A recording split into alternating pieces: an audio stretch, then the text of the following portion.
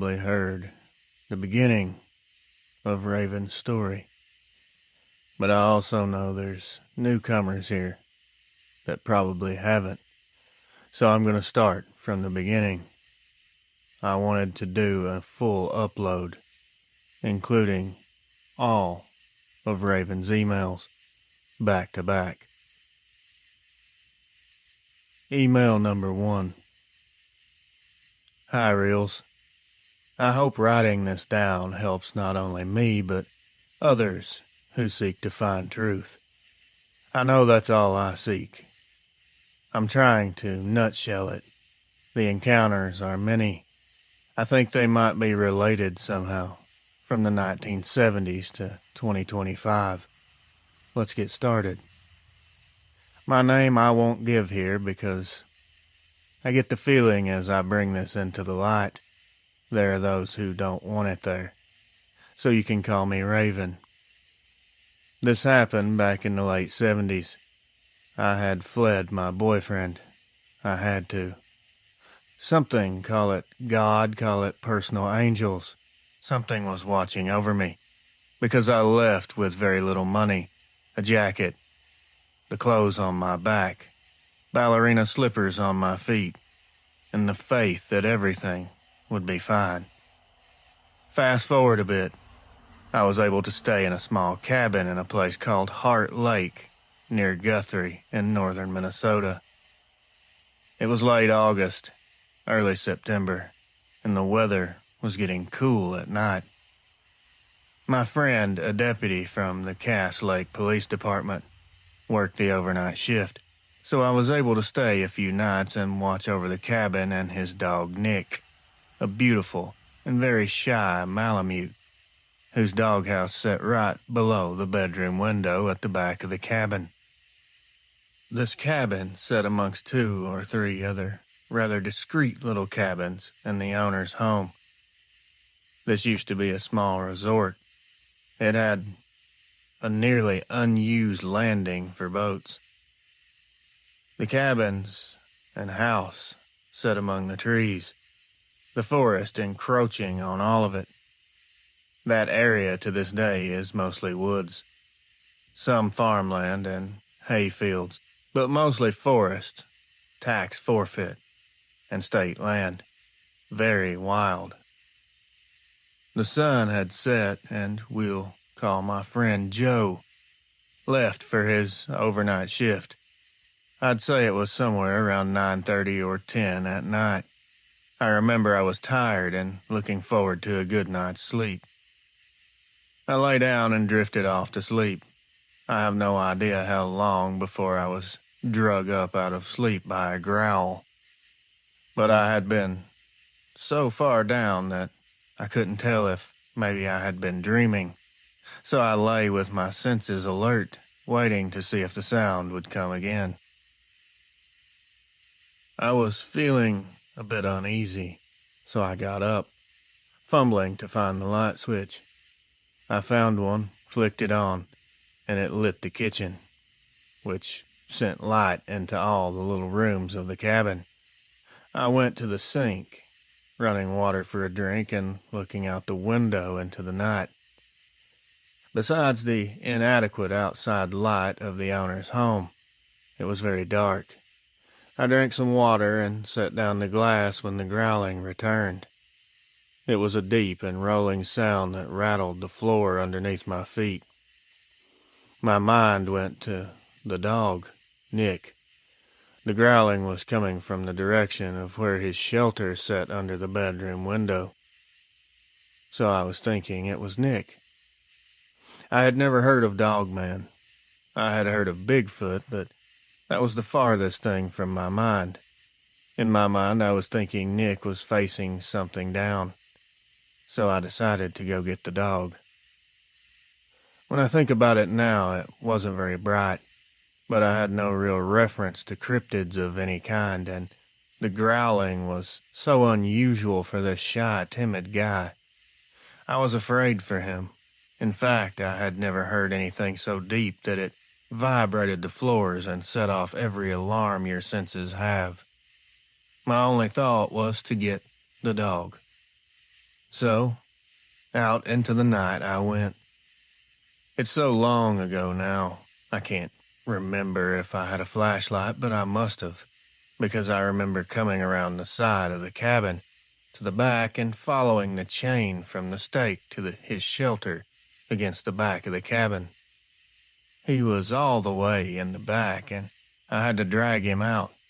The look on his face was, "Are you crazy?" I did notice there were no shadows cast to my right, where there were shrubs and trees.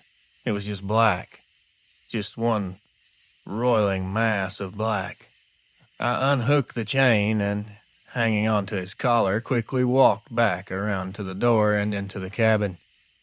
When I let him go, he scuttled into the bedroom. After I locked the door, I found him under the bed.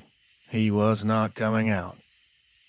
I turned out the light and felt my way back to the bed, where I didn't lay for long before I was hit by a feeling of dread. It took hold of my senses, making sure I knew it was there. From the window above my head, I observed the first tiny orb-like lights filtering in through the window. Then there were slowly growing in size, some white, some bluish, others a light orange, beautiful to look at, but awful and dark in feeling. When people say they feel evil with these beings, believe them. That description fits. It's penetrating in a way that seems to move you toward a state of panic, like you are being tested. Just how much of this mean, evil frequency are you going to be able to take before you break? I sat up with my back to the wall underneath the window, cross-legged. First I prayed, called on Jesus, and the feeling got worse. Then I started visualizing light around me, strengthening its boundaries, visualizing mirrors facing outward, so whatever was before me could see nothing but itself. This took a lot of effort and time, more like a tug of war, honestly. It felt like I was trespassing on its territory and only my own effort was allowed. I was being tested. Nothing.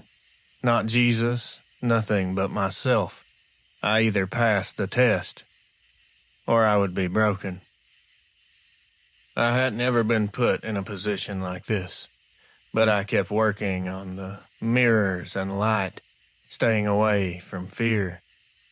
These were the only things that began to slowly neutralize its power. Just before the sun rose, I felt its hold drop. The test was over, and I had passed. Dogman? Was this Dogman territory? Anubis tests or weighs the heart of man. I don't know. It's a question. It was not until later in my life that Dogman became a possible answer. Little did I know that, in a strange and unusual way, I had become a part of someone else's story. Here is the next part of this story. Use it or not. It's up to you, Reels. The next day, Joe comes home and tells me that if I would like, I have the opportunity to babysit a cabin and a German Shepherd while the owner visits his family in California. The little house sits on about 40 acres just outside of Guthrie, so not far from Heart Lake in the above incident. I remember the driveway was long. On the right sat a brushy swamp, and to the left, pastures, its boundaries old, worn sections of barbed wire and rotting wood posts. A long time, I thought, since anything was pastured there. Then to the right, the little one-story house, blue in color, came into view, appearing to sit on the highest point of the land, which wasn't all that high. We parked the truck, and Joe unlocked the door and showed me around his friend's place. I didn't mind, no running water and splitting wood to cook and heat. It was an adventure. It had electricity, and the dog was huge, almost black, maybe one of the best-looking German shepherds I had laid eyes on, about 30 inches at its back. We were fast friends, and all seemed good. His name was Jaeger. I had been there a few nights when, in the late morning, someone drove up and knocked on the door. The dog Jaeger came with me, and as I opened the door, there stood a native man. Jaeger stood between me and the man. I remember the name. I will show you, Reels, but we won't repeat it here. We will call him D. He introduced himself. Hello, my name is D. Out of nowhere, he starts telling me about himself, and I'm thinking, who does this? Who knocks on doors and tells you their history? He says I'm half Ojibwa, and my older brother took me to our people's sacred ground, a place of testing. It's there. He points back over his shoulder where my people still have the rights to rice on Heart Lake. When he said that, I was dumbstruck. He went on. Yeah, my brother, he took me there. He didn't say why. He brought me into the woods not far from the water and left me. It was getting dark. I was told to stay put, so I did. Something came. It tested me. I was young, very young. I will never be the same. It did something to me.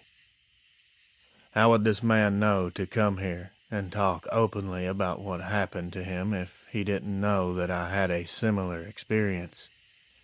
He asked, hey, that dog, will he attack me? Jaeger stood taller, looking at the man in the eye, and I said, he will.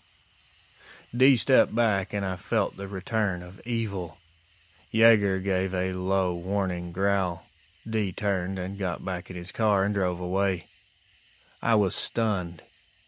What the HE double hockey sticks was that? The worst part was that I knew he was coming back. For me. I knew like I knew my name.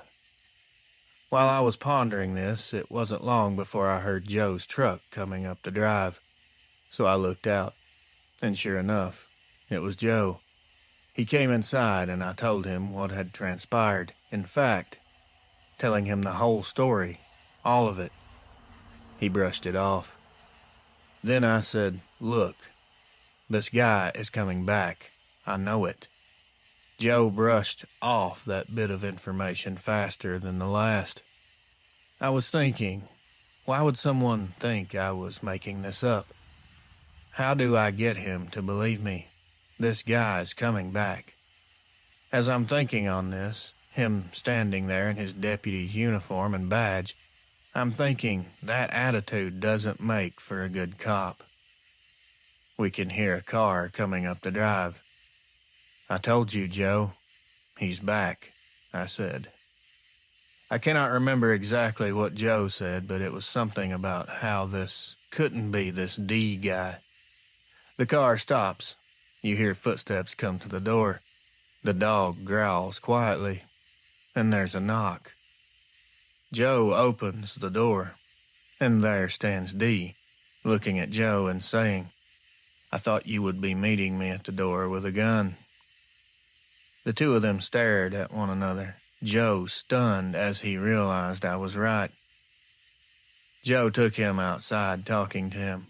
I couldn't hear it all, but D left, and Joe taught me how to use his friend's gun. Well, there you go. How it all begins. There's more. Let me know if you want the rest. It's going to be a long one. Thanks again, Reels, and thanks for doing what you do. But most of all, doing it well. Raven. Email number 2. Hello again, Reels. There will always be the naysayers and always be those who seem to live with a foot in both worlds. Thank you again from myself and those like me. From Heart Lake to Guthrie to Bemidji proper, to the Golden Dawn farm south of Bemidji. Suffice it to say, I never saw D again. I do believe his family worked for Indian Affairs for the Ojibwa in Minnesota. The family name came up years later when I had the opportunity to get to know some native peoples that were working to help their people keep their culture and languages and to hang on to their spiritual knowledge. I will peel away some of the experiences from the whole because this will become a book, and we can't do that here. When I lived on Golden Dawn Farm, many times while driving at night, lemur, like animals, with long curling tails would dart across the road, only giving you a quick glimpse, and strange birds that you saw only at night, just out of sight of your headlights, and a large black panther that would wait on the fence of the chicken coop. The black cougar would do this often, waiting for me to return home. It was very black, its green eyes coming to life as the car lights hit them. It never killed a single chicken. It just waited until I turned the car off to jump down and trot off into the darkness. It did this many nights. My neighbors also saw this black cougar. We were told by the DNR that there were no big cats in the area, especially black ones. Why cover that up? So many years later, my husband and I bought land not far from Itasca State Park. It was around 1993. 40 acres with state land between us and Lake Hennepin. State land on all its sides, essentially the middle of nowhere. My husband and I built a small cabin ourselves near the middle of the property along the narrow dirt road with a cattle-gated drive, long enough that it was hard to see it from the road because the land was mostly forest, pine, poplar, and birch, with oak sprinkled in. I took pictures during our construction of the cabin, keeping track of our progress. After having the pictures developed, I thought a reflection in a small octagon window looked strange, so I started looking at it through a magnifying glass. What I saw freaked me out. There was a glowing-eyed gargoyle-like thing. I was stunned, to say the least. As I picked through the rest of the pictures in the little loft area, there were strange, swirling smoke-like things floating in the picture. The next picture, taken right after it, was perfectly clear. My husband wouldn't even look at the pictures, so I just dropped it and hoped for the best. I used to go up and stay by myself. No running water, no electricity, a wood stove, and an outhouse.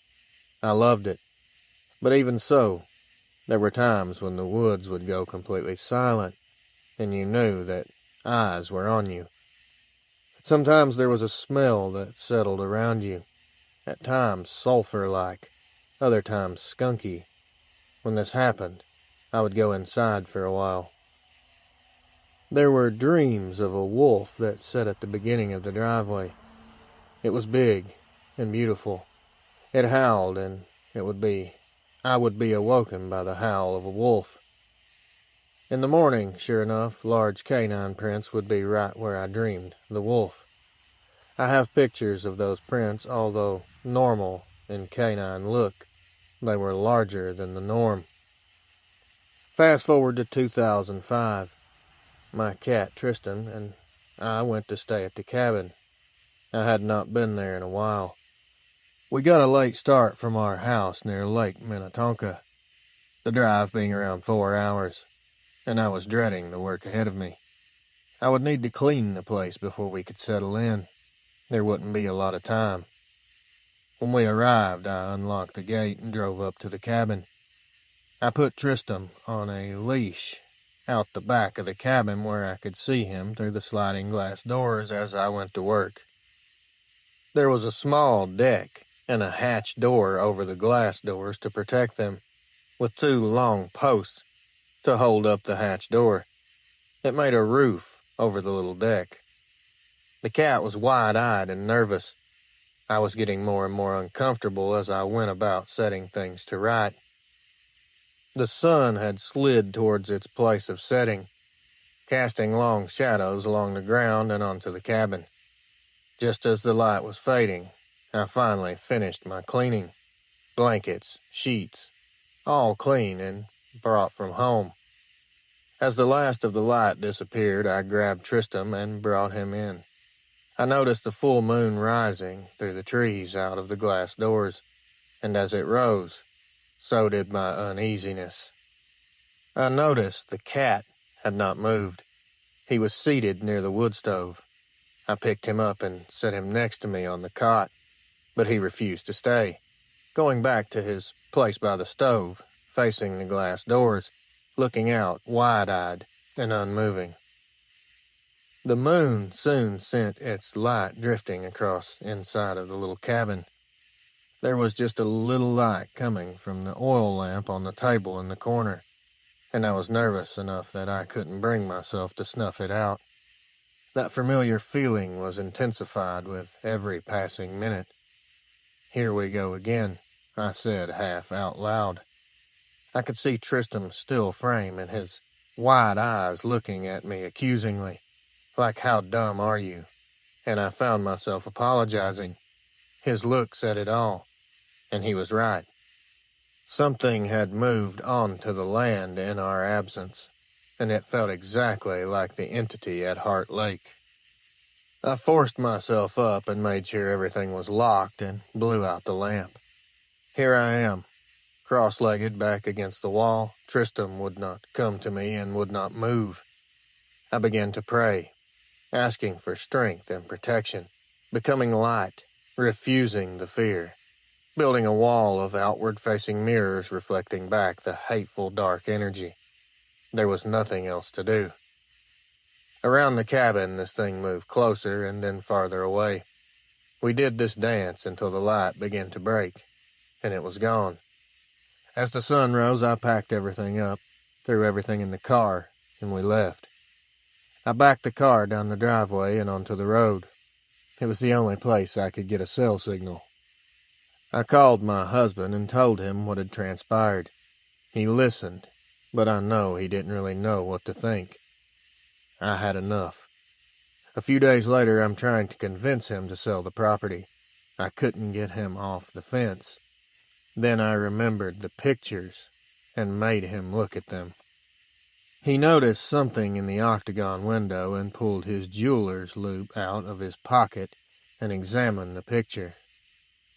Suddenly he burst out, "Oh my God! Oh my God! What the hell?" I thought, wow, did I miss something?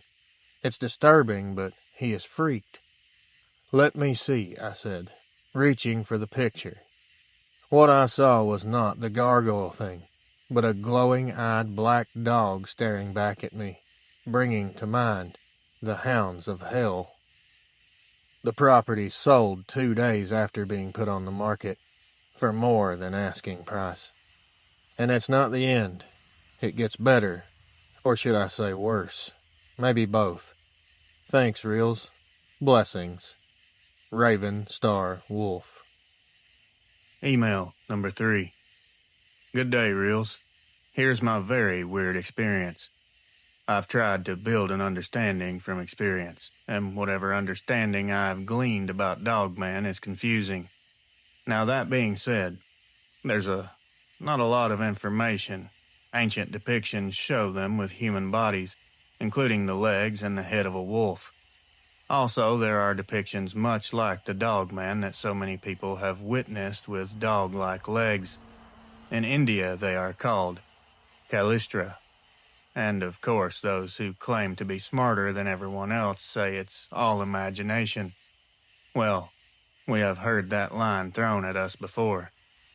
Those who have experienced Dogman's awful presence speak of an intelligence that they exude, something ancient, something that seems to look into your very soul, and others have heard them speak.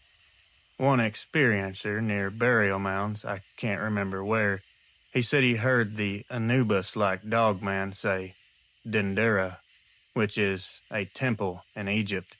Others hear mind speak. In India, they wrote that they understood the ancient languages of India. I wrote all this down here not because I think I know anything, but because it comes into play in this next experience. It was around 2007 to 2009. A lot happened in those years, and I have to say it's all run together. I think it happens the older you get. It was in the summer, June or July. That day had been a long day. I hadn't slept well and worked from 5 a.m. to noon. I had a quick stop at home and grabbed Tristram, my traveling cat. We were headed to our property in central Minnesota. This place was bought in 2006. It was just 3 lots with a parked trailer at the time, nicely treed, on the edge of an old creek bed, lakes all around the area.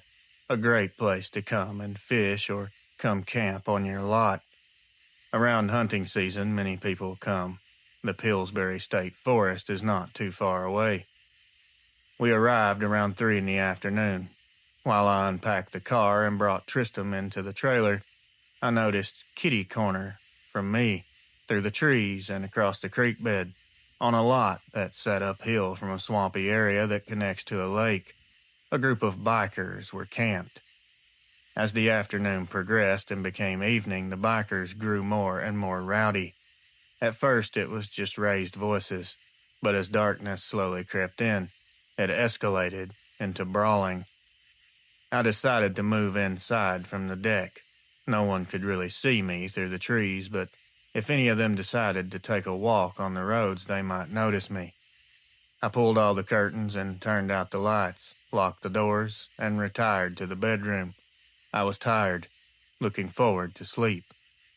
I was and still am in the habit of prayer and meditation before bed. I am eclectic in my personal beliefs and am a follower of Yeshua. One of my protection prayers is in Sanskrit, a prayer of forgiveness, much akin to the Lord's Prayer and the Jewish nighttime Shema. While I was reciting the Sanskrit prayer, I felt as though I caught the attention of something, like this something recognized the prayer. Then there was movement outside under the bedroom window. It slowly but deliberately brushed up against the metal siding. I finished my prayer, but as I settled into meditation, I felt watched, or more like scrutinized, or even read like a book. It was very unsettling, and my meditation was cut short. An icon I had hanging above the window fell, startling me as it hit the floor.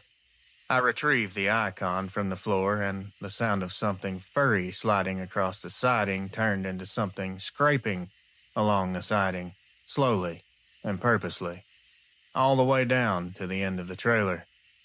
No footfalls, which should have been heard on the garden rocks and then the deck.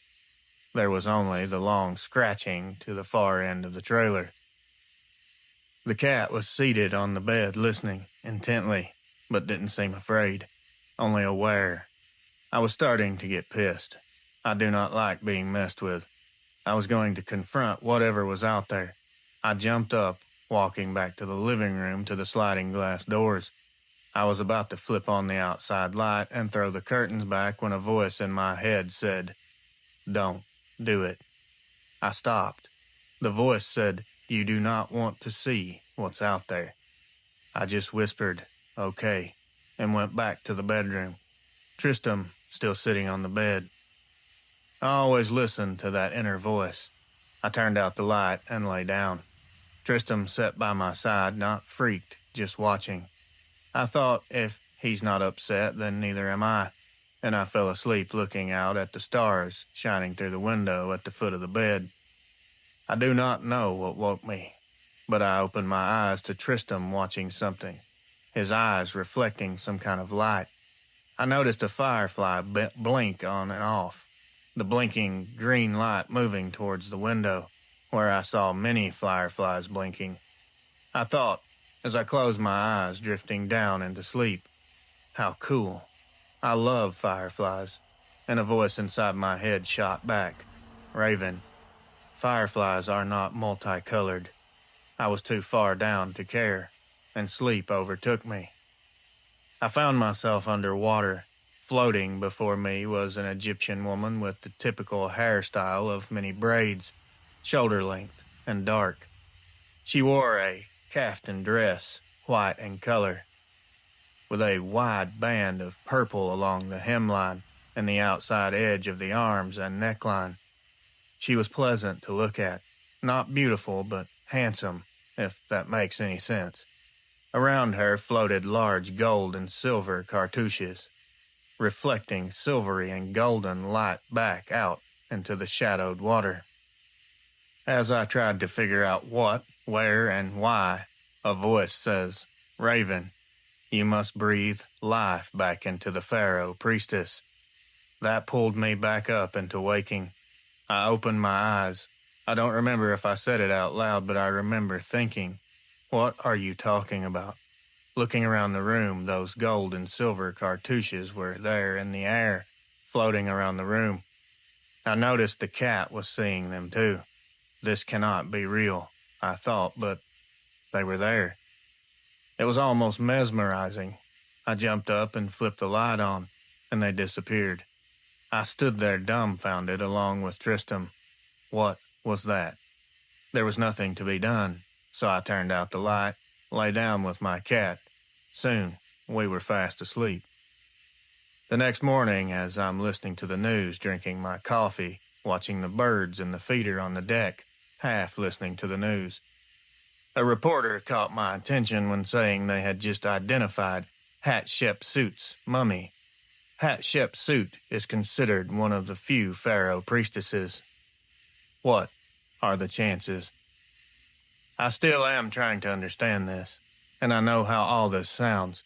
Live it and see what you think. Everything I've written here is true. I have no reason to lie. Yet my intuition tells me there are others with experiences as strange or even stranger.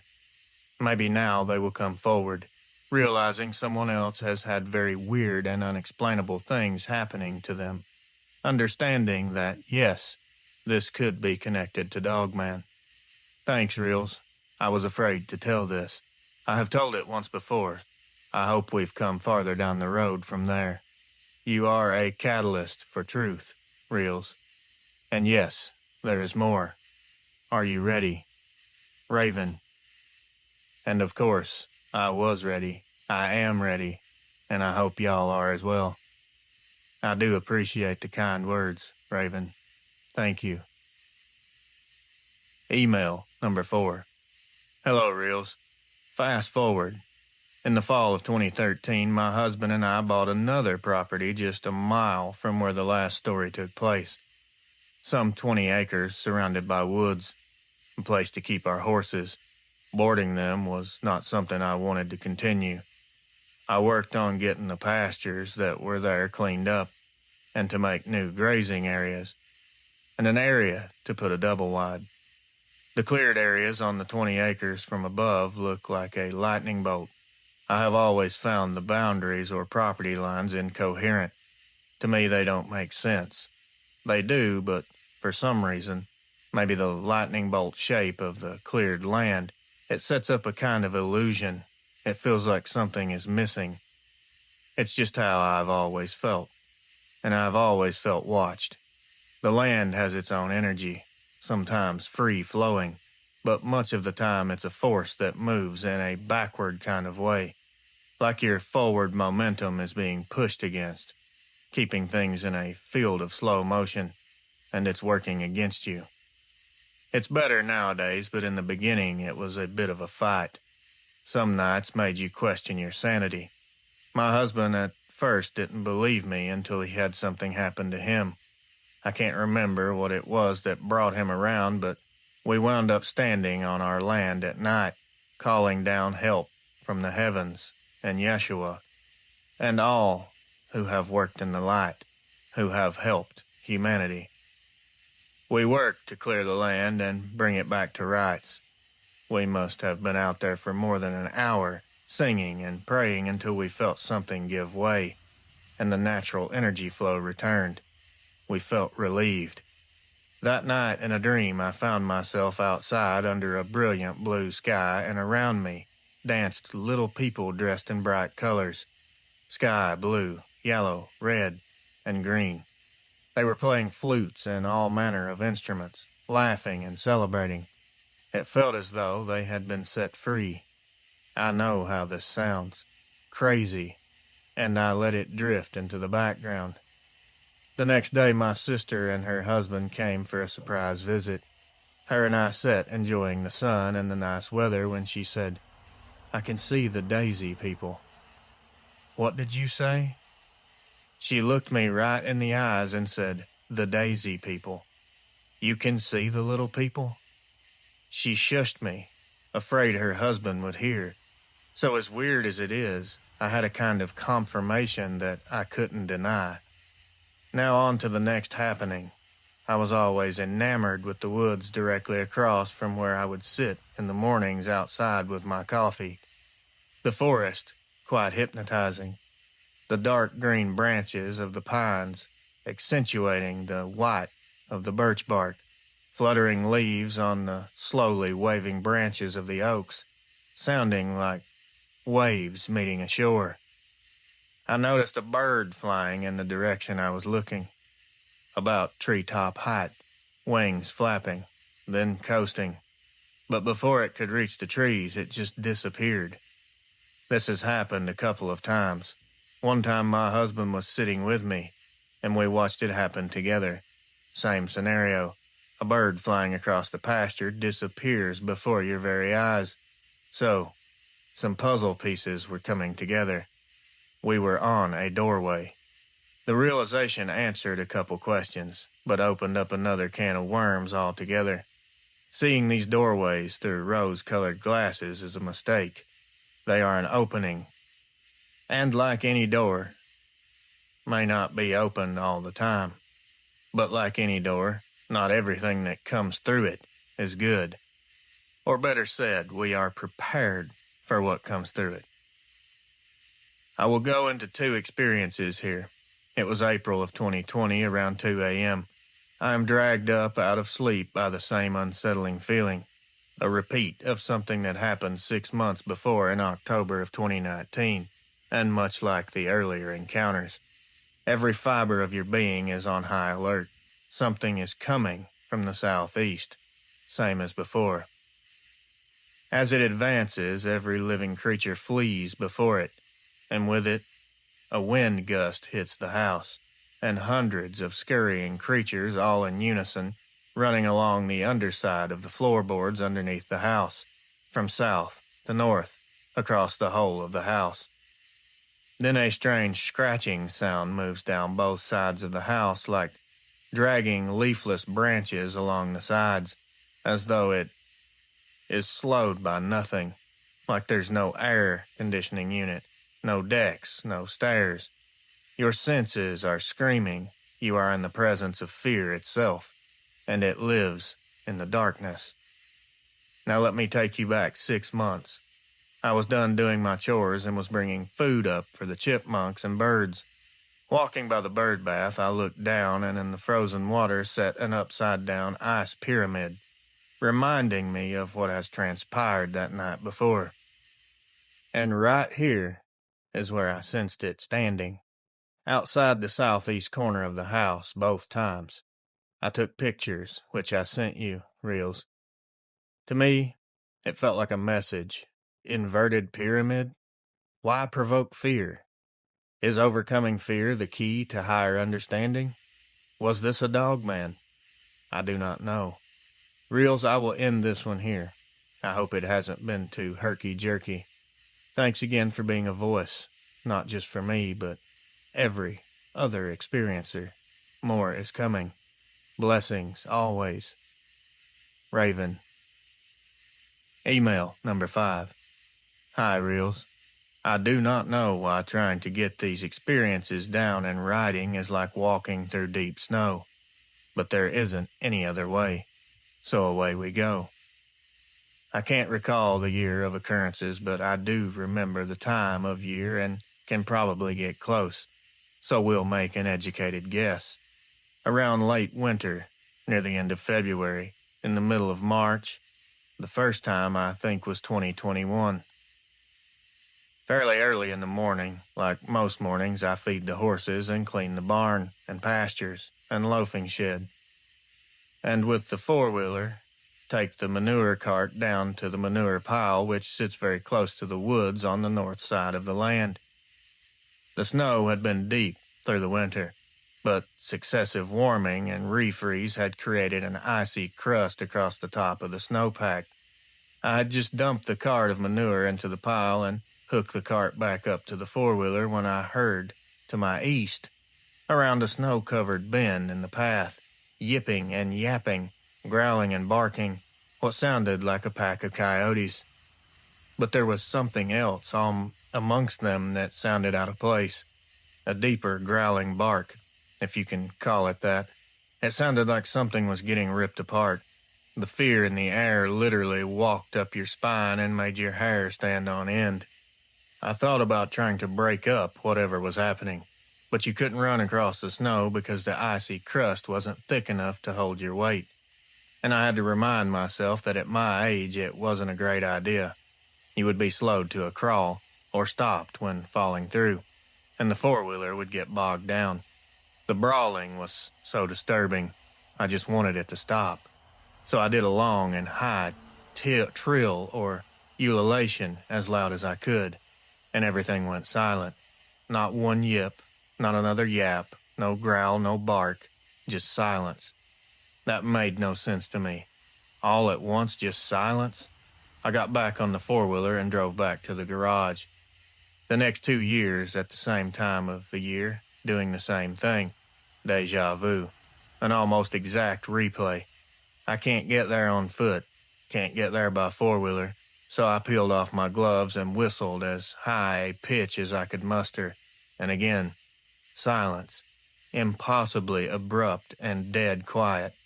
How and why? All of them together just stop? It made no sense to me. The next late winter was the same, exactly. The last late winter of 2024 broke the pattern. Nothing has happened, and whistling has stopped what I do believe was Bigfoot. I will tell that experience now. There seems to be one thing that runs through many of these experiences, whether it's an encounter with Dogman, Bigfoot, or some other cryptid or demonic force. They seem to have the uncanny ability to disrupt your descent into sleep just as you begin to drift off. Or they take a kind of sick delight in pulling you up out of a deep sleep.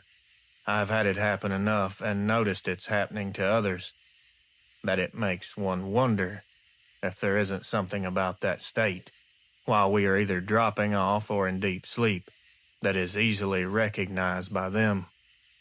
Anyway, in this experience, it's the middle of summer. My bedroom window is open. It's around midnight. I had fallen asleep listening to the crickets.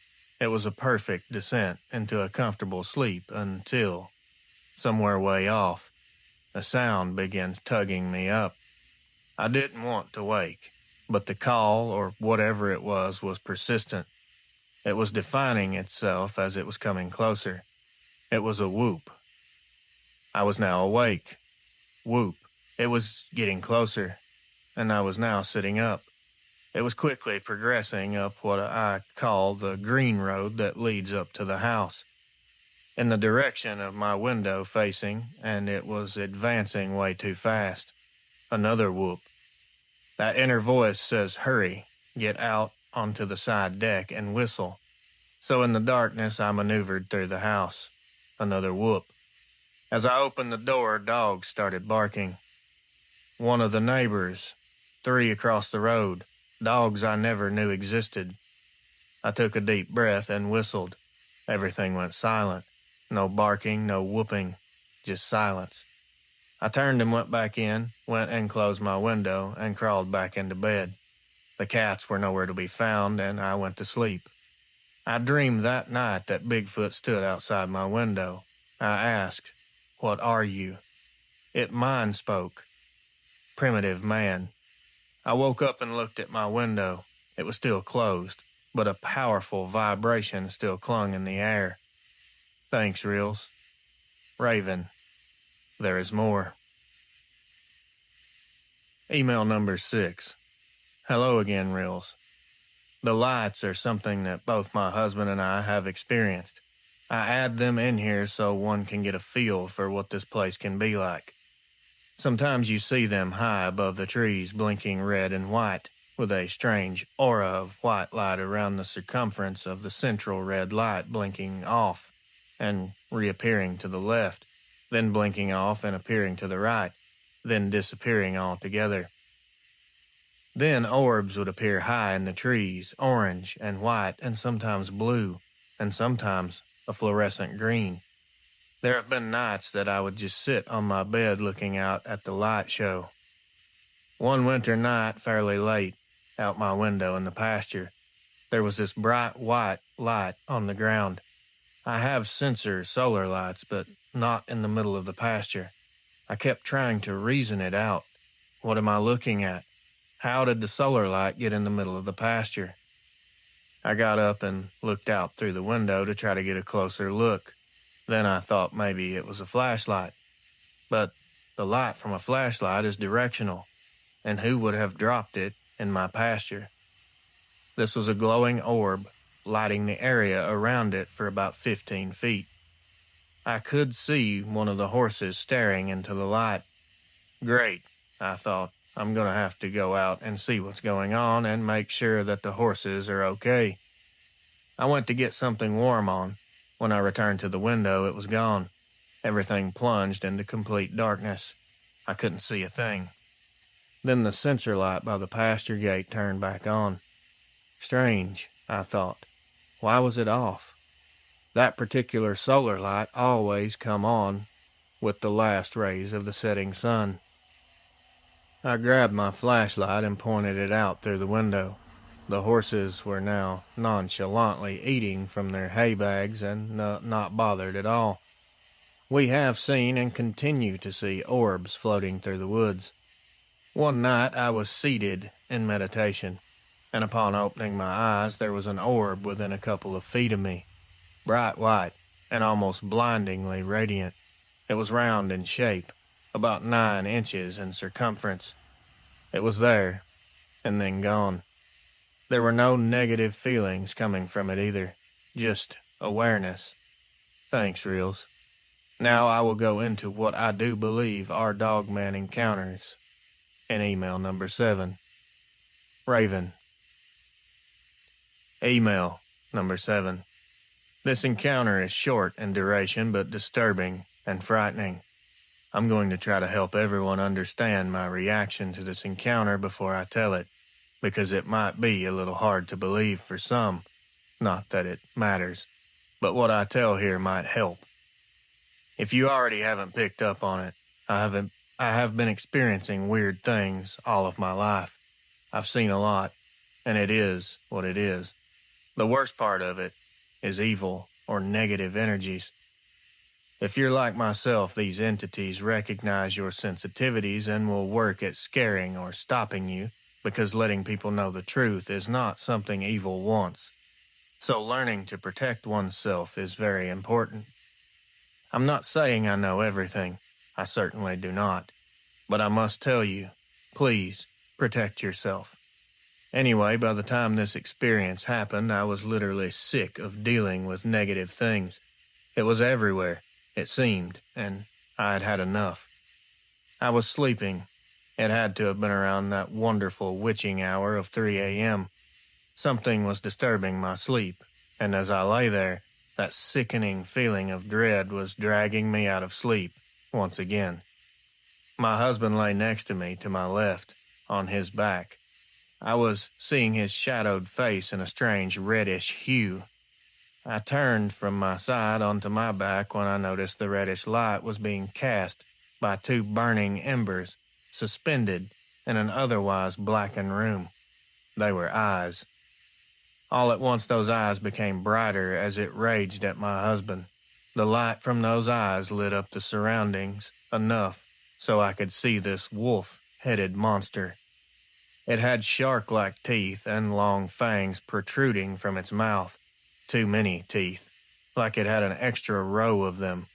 It was blacker than the darkness around it. and the black fur had silvery tips reflecting the red from those fiery eyes. It was on top of my husband. My first thought was to run, but at the end of that split-second thought, I was not letting it have my husband.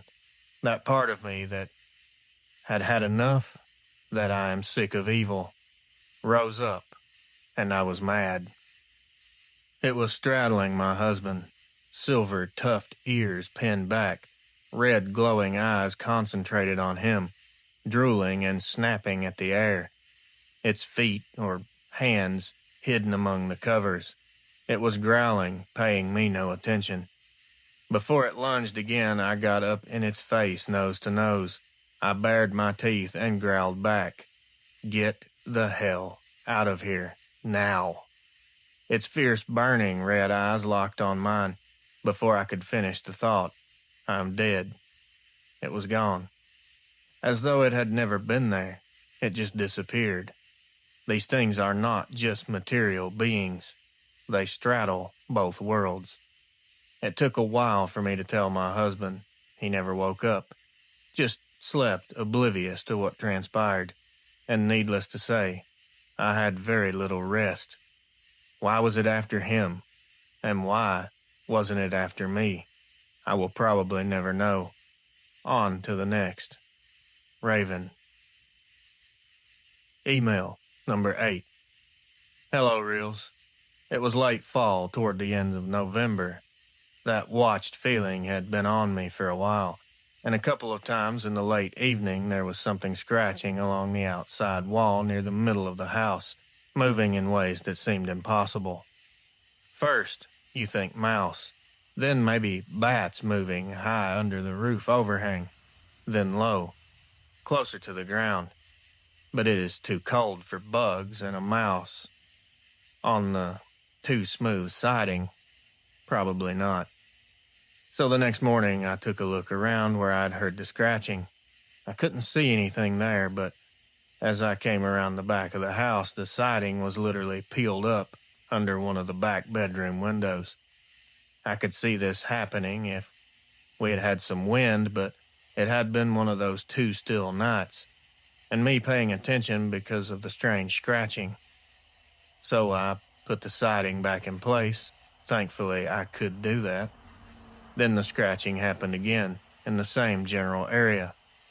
This night, the solar motion sensor lights were being triggered. The lights were pointed at the RV. The first time I looked out my bedroom window, I could see the shadow of a rabbit along the side of the RV. Okay, that makes sense. The motion light blinked off, and I went back to my bed, still paying attention to what was happening out by the RV. The light came back on. I leaned toward the window, thinking that I would see the shadow of the rabbit again.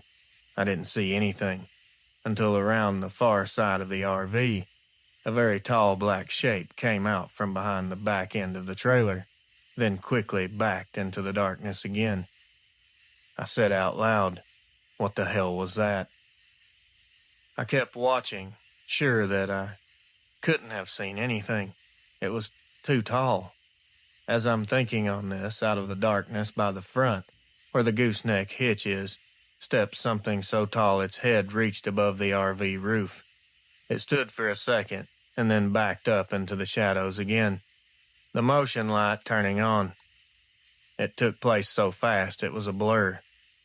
There was some fresh snow on the ground, so I told myself to remember to look for prints. The next morning I told my husband what I saw, and that we needed to look for prints. So that is what we did. I walked around the back of the trailer. There was nothing until I came around the front, where I last saw it. There, in the deeper snow, were 2 canine prints.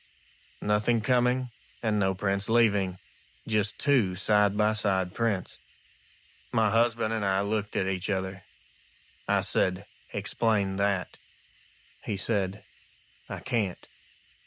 When we were through taking care of the horses, we took the four-wheeler and the manure to the manure pile and checked around for more prints. There were what looked like wolf or coyote prints appearing to the left, moving and circling to the right, going nowhere, just there in a 20-foot radius. No indication of where they came from or where they went. We agreed none of it made any sense.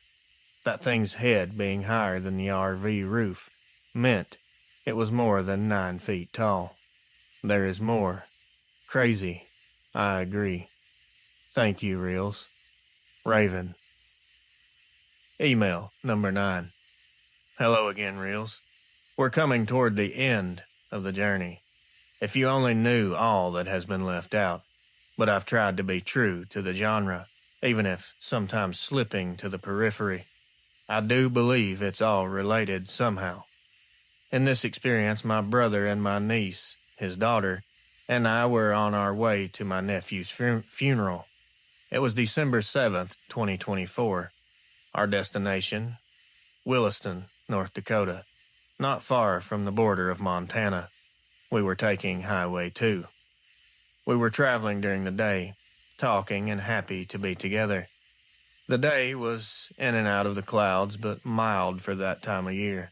No snow on the ground. My niece was in the back seat going through podcasts, and my brother was driving. When I noticed something up ahead in the median on the shoulder to the left, it was black and as big as a cow.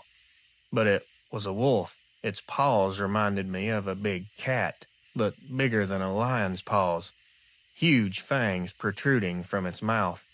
The head, huge but in correct proportion to its large body. I pointed, stumbling with my words. What on earth is that? My brother looked just in time to see it. His hands tight on the steering wheel, he said, "What was that?" We looked to see if we could get off the road, but we were moving too fast, and there was no place to turn around, so we tried to use landmarks and the towns nearby to remember where this wolf was. I looked at my brother and said, "The only thing that I'm aware of that is that big is a dire wolf, and they're supposed to be extinct." We were not far from the town of Lakota. On the way back the next day, it was gone. We should have found a way to turn around, but at least I have a witness. Here we are, with the experience that made me reach out to you, Reels. It was the 24th of July, 2025. I had been up late with my phone plugged into a small blue power bank to keep from running out of battery power. I was listening to you, Reels. The power bank radiated a blue glow from the little blue lights that give you an indication of how much battery life is left. I drifted off for a bit when my youngest cat woke me up by tapping me on the arm with her paw. She was agitated, so I started petting her. She was looking out the window, then looking at me, walking back and forth. She wouldn't settle in. As I'm petting her, I thought I heard something down toward the end of the house outside and to the right, something like thumping. The cat looked at me, then looked out the bedroom door, through the living room, out the picture window. I didn't hear anything at first, but the thumping came again. Now I knew I heard it. I turned off the phone and the power bank, turning the room over to the dark except for the off light on the TV and cable box. There was a thump, thump, thump, this time on the left side of the house, not on the walls but the ground. I had this feeling that it had more than likely been watching me, probably able to see the blue light through both the picture window and the bedroom window. That awful dread filtered through the darkness, settling around us. The cat jumped off the bed and hid under it. My other cat still slept at my feet. Thump, thump, thump, on the right side, then 3 times again on the left. It was happening so quickly, I honestly don't know how it could be on one side of the house, and then the other so fast. I knew the front door was locked, but I couldn't remember if I'd locked the side door, and it seemed to be working its way closer to that door, thumping by 3s, asking for attention. I was startled, but I was not letting myself get bowled over by fear. I knew that is what it wanted. I slid out of bed without turning on any lights and trying not to bumble around and draw attention to myself. I made it to the door, and thank God, it was locked. I made my way back to the bed, slid under the covers, one cat at my feet, one under the bed. It thumped the ground in threes, out into the woods to the north. The sound reminded me of a grouse, but not ending in that quick crescendo of sounds like an old tractor starting up. I fell back to sleep and was awoken by growling. It sounded like it was right inside the room.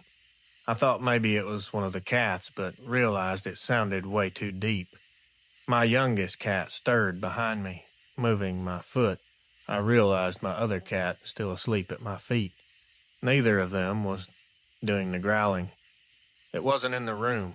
It was outside the window, and sounding pissed off and scary.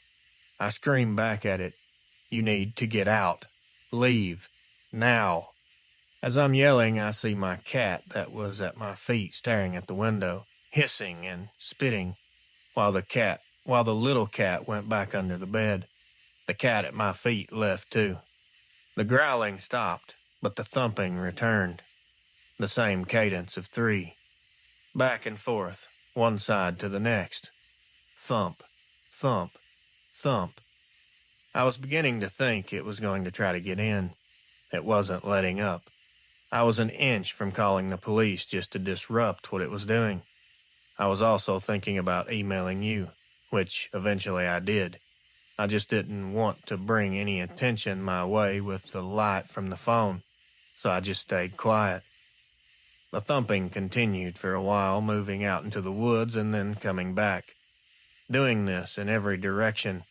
Finally, it trailed off to the north and stayed gone. I looked at my phone. It was 3:06 a.m. Go figure. I fell asleep after a while, and when I woke up enough, I emailed you fairly early if I remember correctly. Anyway, the next morning when I went out, I could see where the grass was pressed down outside the bedroom window, and there was a circular, stinking spot that smelled of urine and wet dog about 20 feet from the window. The grass was already dead. There was one more of those stinking spots that I found in the pasture. The grass dead there also. I had a jar of black salt that I prayed over and blessed and placed around the house, praying for protection as I went. That night it returned, but it wasn't hassling me. It had moved across the road, thumping around the houses that sit on the lake.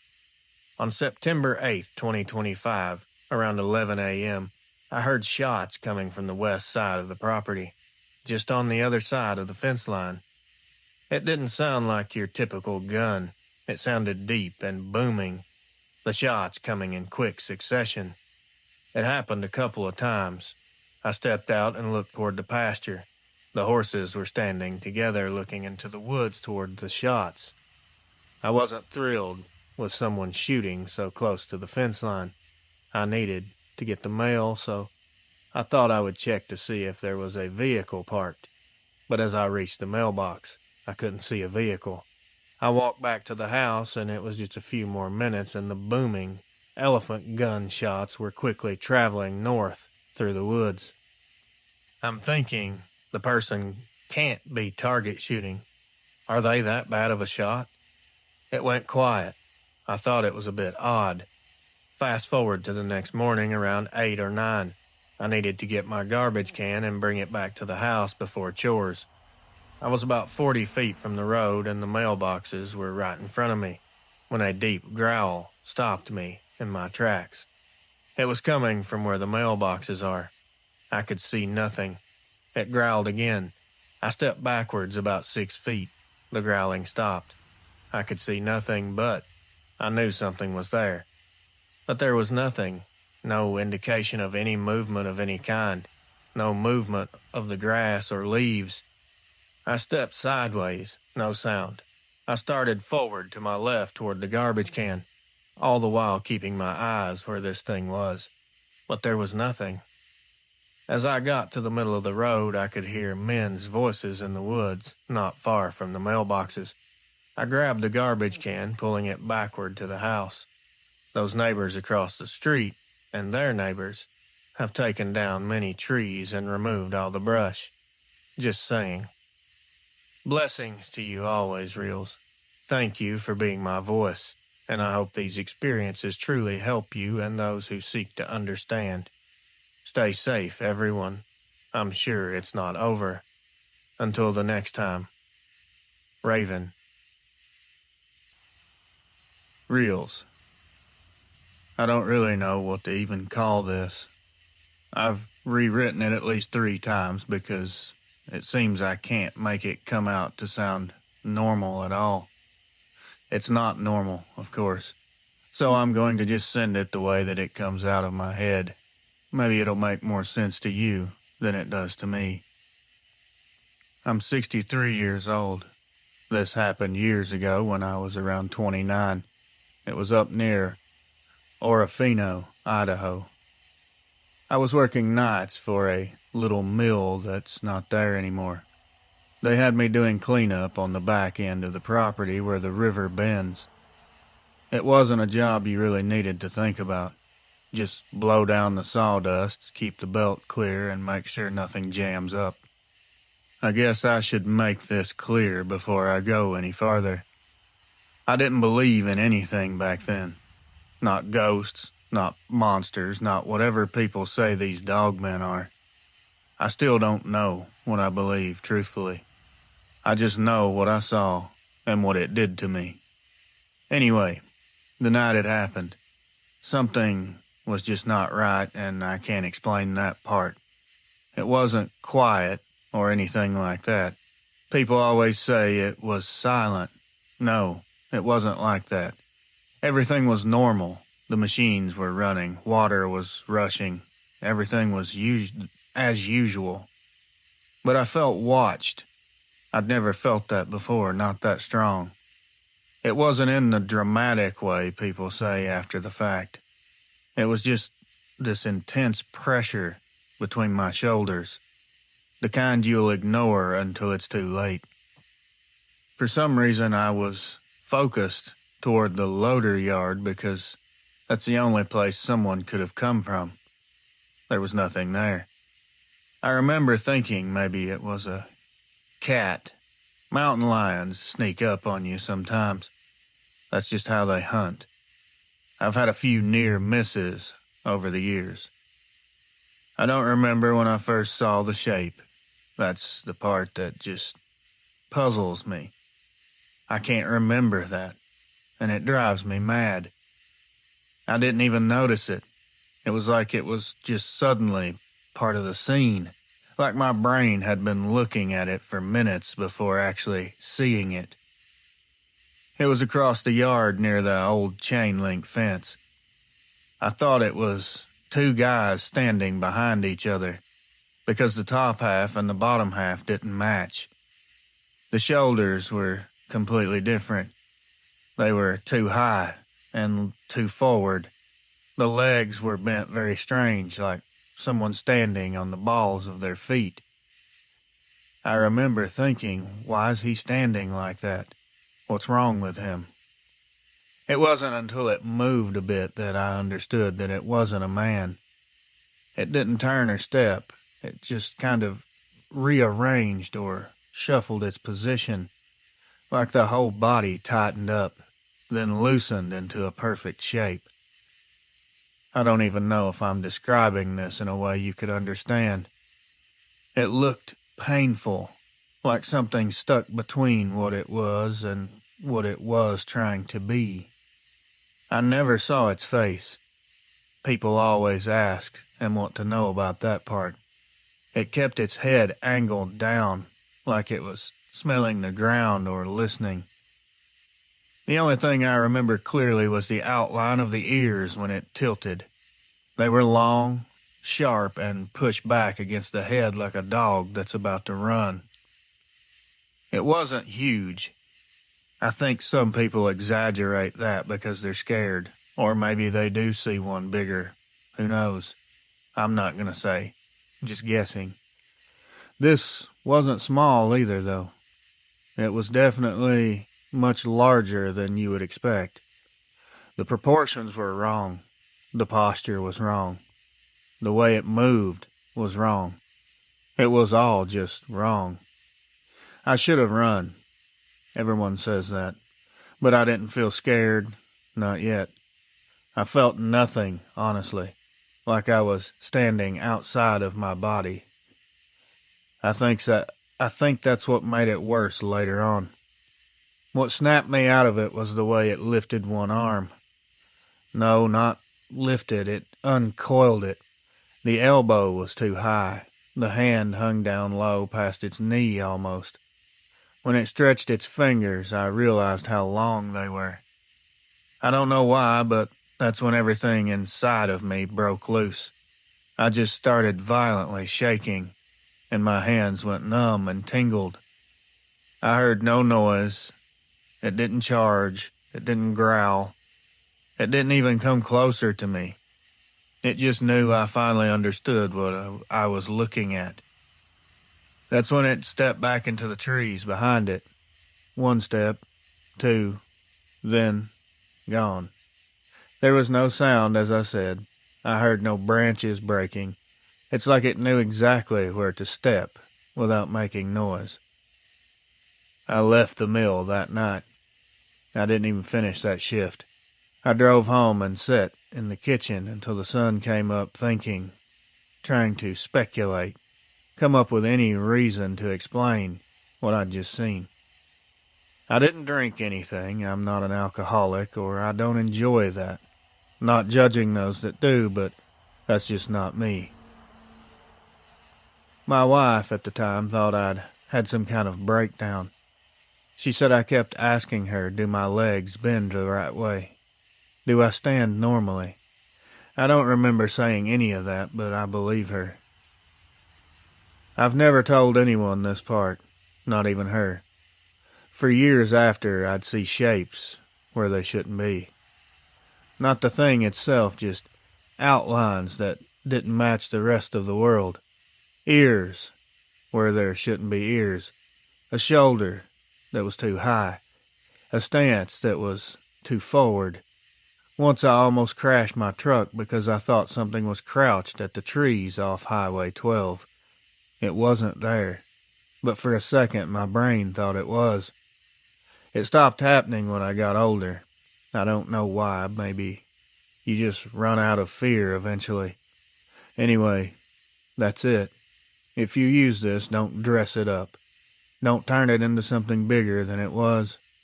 It already took enough from me. Harold. Hey, man. I'm not gonna lie, I'm kinda nervous about sending this. It sounds crazy, but I'm just gonna send it so you can decide if it's something you want to use or not. If you have any questions or anything further, please don't hesitate to contact me and let me know. I'll try to clear up any questions the best I can. So my encounter happened last year, near Hector, Arkansas. That's Pope County, if you want to look it up. I live outside of town on a dirt road that's basically just woods and one little grocery store 10 miles off. We don't lock our doors out here unless we're going to be gone for a few days. Anyway, this was maybe 2 a.m. I wasn't even doing anything interesting. I was sitting on my porch smoking because my girlfriend was asleep and hates the smell. I kept hearing this noise that I couldn't place down past the ditch.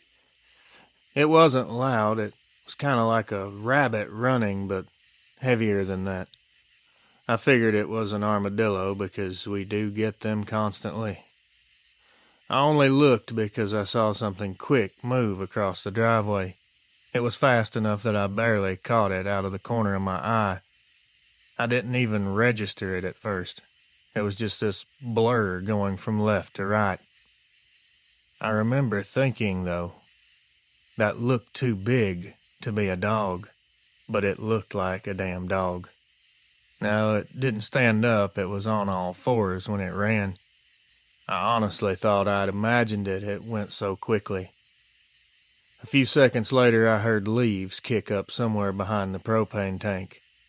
And that's when it finally stood up. Because whatever it is, it sounded, I don't know, sharp, maybe. Like claws hitting the gravel, but fast. Faster than a dog would be able to move. I said hello out loud because I thought maybe some idiot was messing around. I don't know why I said that. It just sort of came out. You could say I was getting nervous. Most people may not get this, but trust me, I keep trying to explain it to myself as well. First there was this shape. It was low to the ground, but not on all fours at this point. It was like it was trying to crouch, but failing to do so. Then it darted behind a tree so quick I actually jumped. Its hands, I saw those clearly. It wasn't a paw, it was a hand.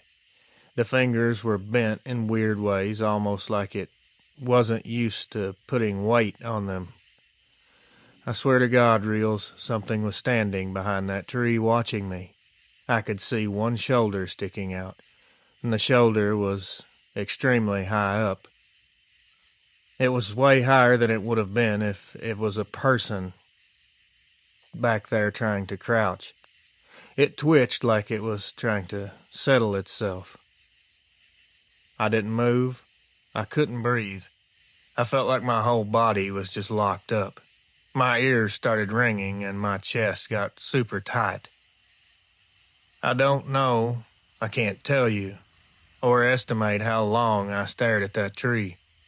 It was long enough my eyes began to cross and started getting blurry. It felt like a very long time. It finally leaned out just enough for me to see the side of its head. I didn't get a full look, but I saw enough. I saw a long snout, and it wasn't a bear, not even close. Bears don't move like that, and they definitely don't peek around trees like a person. When it leaned, I heard this sound. It was like a fast exhale through teeth, like someone freezing cold and shaking. And then out of nowhere, with no warning, this thing just took off. I mean, it bolted. It wasn't toward me either, it just took off back behind it toward the woods. But the speed of this thing, man, a person can't move like that. It looked like whoever built it didn't decide whether it should run like a person or an animal, somewhere in between. I didn't even realize I was crying until I got inside and shut the door. My legs felt like jello and they were shaking so bad I couldn't stand up straight. I tried to tell my girlfriend at the time, but when I started explaining it out loud, I sounded insane, and I knew it. She told me it was probably a hog or a bear. I was over-exaggerating. A hog. I wish it was a hog. I didn't sleep for 2 days. Every time something would move outside after dark, my whole body reacted like it was happening again. The stupidest part is I keep going out on the porch at night now trying to see it again. Explain that one. Yeah, I'm a genius. I don't know why. I feel this way, but I can't stop it. Maybe if I see it a second time, I can convince myself it was something normal. But I don't think it was. Actually, I know what it was. We all do. I don't care what anyone calls what I saw. Werewolf, Dogman, walking wolf, whatever. I don't just want a name for it. I just want my brain to stop replaying this over and over. If you use this, please change my name. I don't want anyone around here knowing that I sent this in. L. Hector, Arkansas. Hey, Reels. Alright, man. I've tried for over a year to convince myself this was just a regular animal. Misidentified wildlife. And honestly, I'd be thrilled if you told me it sounds like a bear and not a dogman. I would love for this to be a bear. Bears are great. Bears are predictable. They don't give you nightmares about stuff that stands like a guy and moves like it's double-jointed. Anyway, I'll get back to the point. This all happened in Tamworth, New Hampshire last October. I worked for this tiny resort place up near the mountains, mostly fixing heaters, unclogging sinks, showing people where the trash bins are. It was around 10 p.m., kind of warm out still, and I'd gone to lock up the recreation building. There's this path behind it that goes down toward the river, and I heard something moving down there. That's normal. We get a lot of foxes, deer, even the occasional moose that wanders too close. What wasn't normal was how fast it was moving. First time I noticed it, I didn't even see the thing. I just saw the bushes bend way harder than an animal could bend them.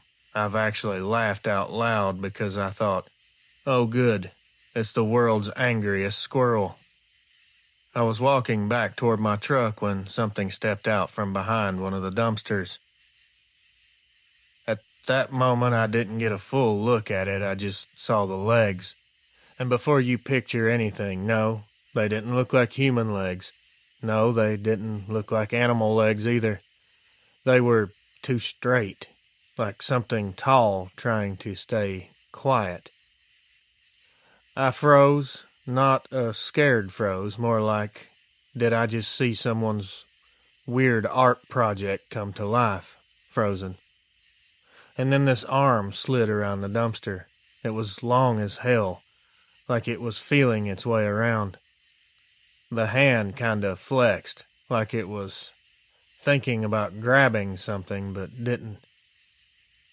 I stood there for a while trying to assess the situation. I couldn't believe it. I kept blinking, closing my eyes, pressing them hard, hoping it would be gone when I opened them. It never was. It was there. Then I started telling myself someone was pranking me. I even said out loud, okay, very funny, because that's what my dumb brain does under pressure. It tries to make jokes, as you've probably noticed so far. But it didn't react, it didn't hide, it didn't attack, it didn't run. It just stayed there, with its arm around the dumpster. It pulled the rest of itself from behind there eventually in one smooth motion. I barely caught the shape of the head and shoulders before it turned away. The neck was too short, almost like it didn't have one. It was just a giant wolf head set on top of extremely wide shoulders. Or maybe the head was too far forward. It's hard to explain. Its back was hunched, but not like an old person, more like something built to crouch but trying to walk upright anyway. It didn't even look at me, not once. That somehow makes it worse. I remember the sound of its feet on the ground. It was in turn of someone wearing padded boots, too soft for how big it was. I don't know how something that probably weighs 300 pounds could move and step that quietly. When it passed between the truck and the shed, I got a better, but still quick look at the top of its head, pointed, like canine ears, but tilted back a bit. Not perked up, they were more flattened. It never changed its speed, it never made any sounds. It just moved through the lot like it had somewhere else to be.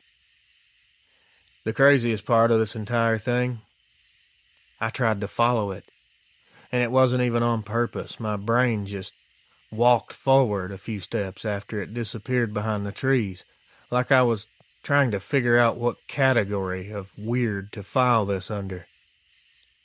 I stopped as soon as I realized what I was doing.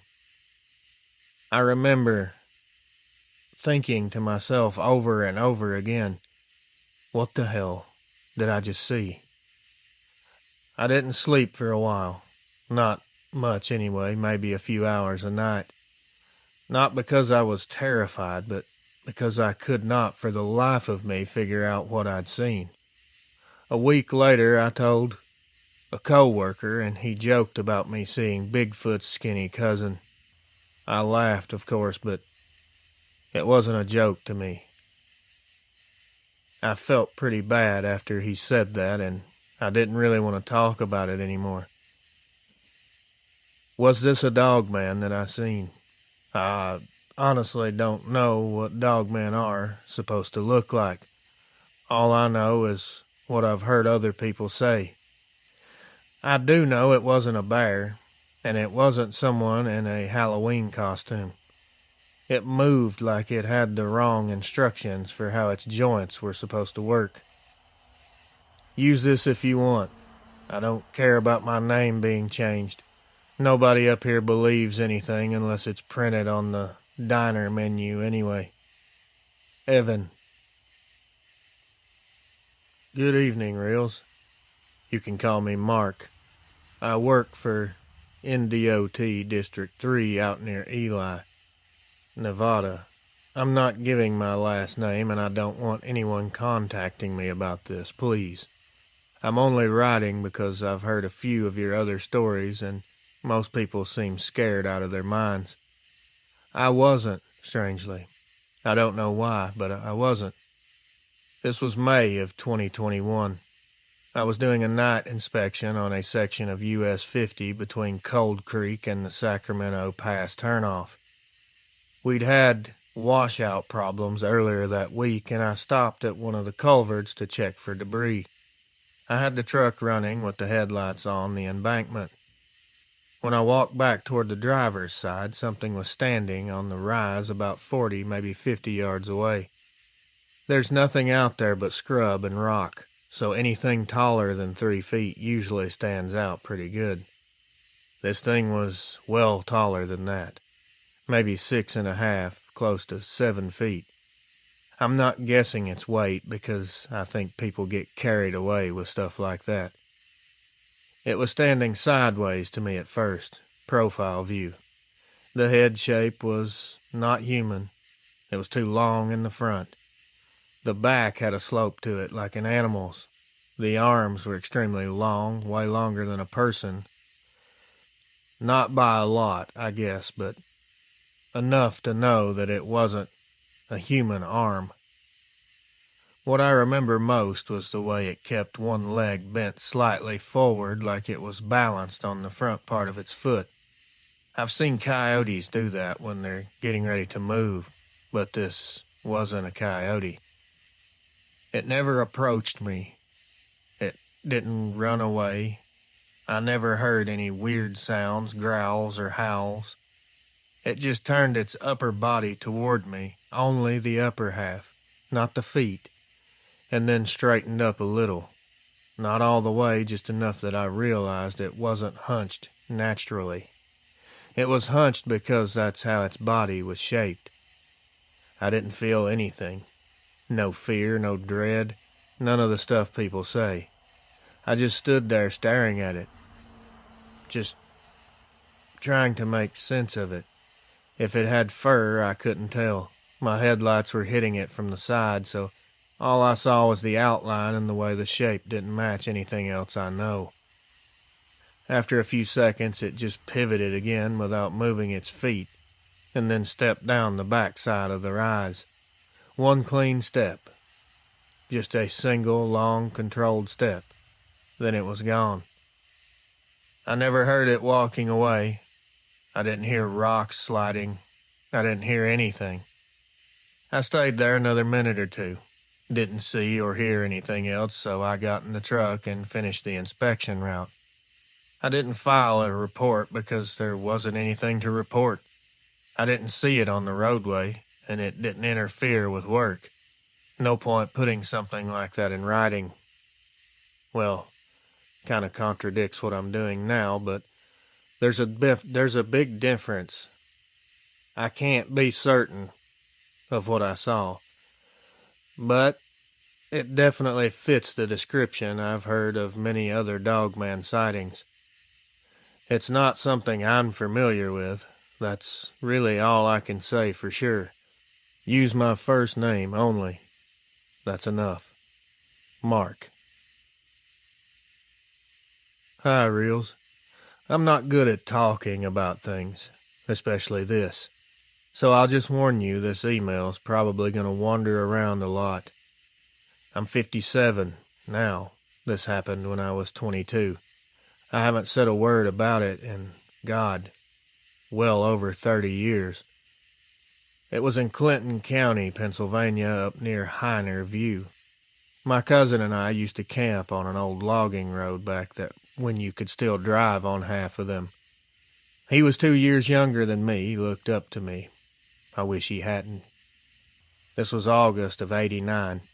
It was hot enough that the night didn't cool down very much. We were walking back to the truck after fishing late. I only had one flashlight, and it was pretty dim. The moon helped more than the light did. My cousin kept saying he heard something behind us. I told him it was probably a deer. We'd seen 3 earlier that evening. He kept stopping and looking back. I should have listened to him. I should have taken it more seriously. At some point, I noticed the sound as well, and I also noticed that it wasn't behind us anymore. It was beside us, keeping pace. Not fast, just matching our steps. I told him to just keep walking. He grabbed my sleeve so tight my hand went numb. I still remember the part more than anything else. Him squeezing my arm like he was trying to crawl inside my skin. I looked left, even though I didn't want to. I didn't see a body. I didn't see a face. I just saw this dark splotch of movement between the trees. It was big. A big shape sliding from one tree to the next without ever stepping fully out. No man moves like this. It's impossible. It was sideways. Its shoulders were moving first. Its head was tucked in front of it down low. I said, "Don't run." He ran anyway. I had no choice but to run after him. I didn't hear the thing chase us, because the sound it did make was this low hum sound, like a dog does when it's warning another dog, if that makes any sense. It wasn't loud, it was just enough that you feel it in your ribs. My cousin tripped on the gravel beside the truck. I turned around because I thought the thing was right behind us. I didn't see it at first. Then it leaned out from between 2 oak trees about 20 yards away from us. Only the top half. The head was exactly like a German shepherd's, but about 3 times the size of the biggest one I've ever seen. The worst part was the way it held on to that tree. I can never get that image out of my head.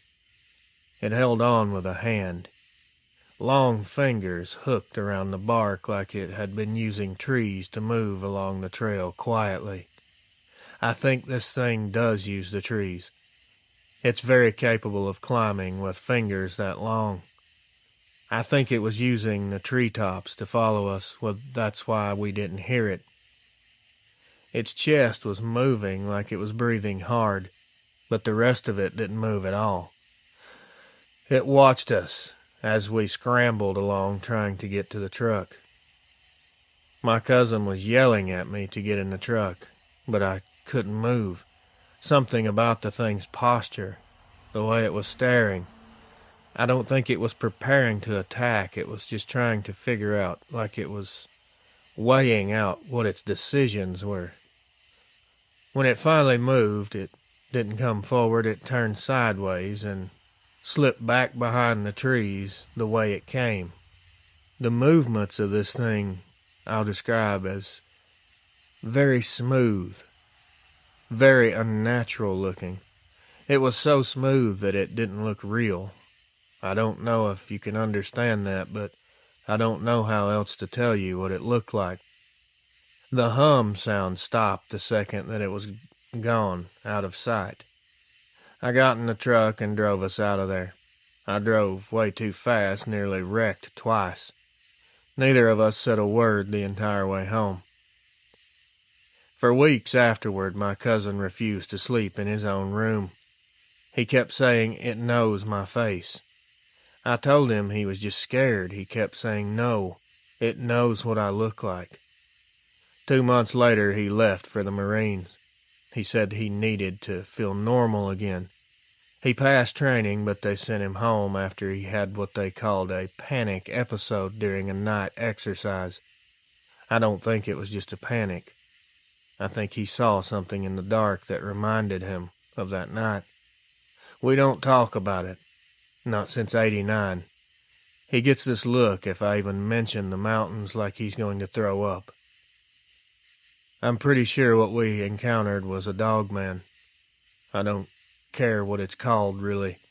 All I know is it watched us run like we were nothing important, like we were ants, and it was chasing us with a magnifying glass, just toying with us. Something about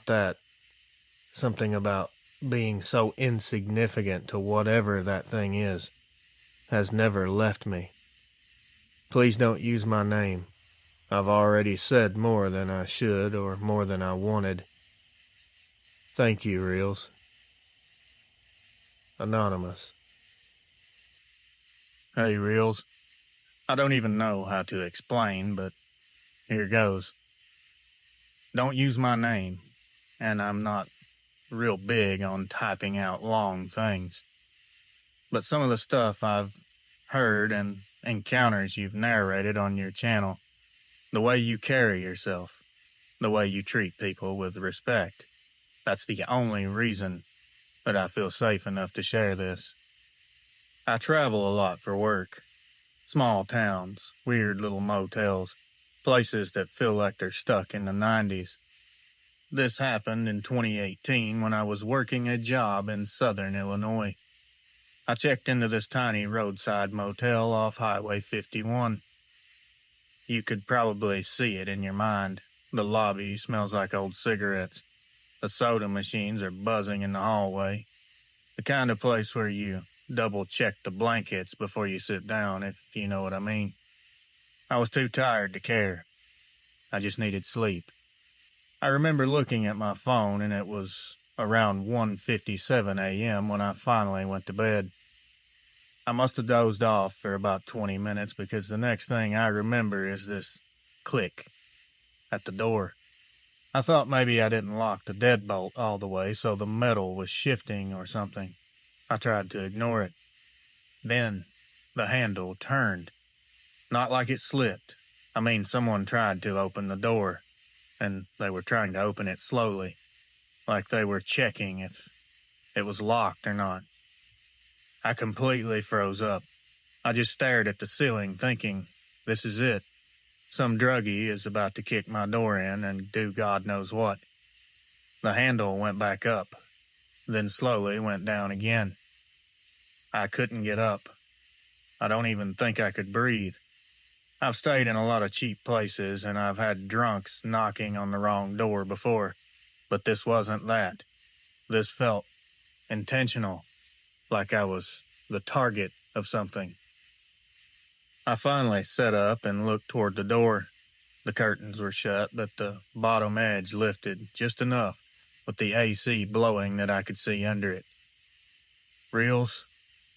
I saw fur. I didn't see a person's shoes. I didn't see pants. I saw dark, thick fur. And whatever it belonged to was definitely out there. I could see it clearly.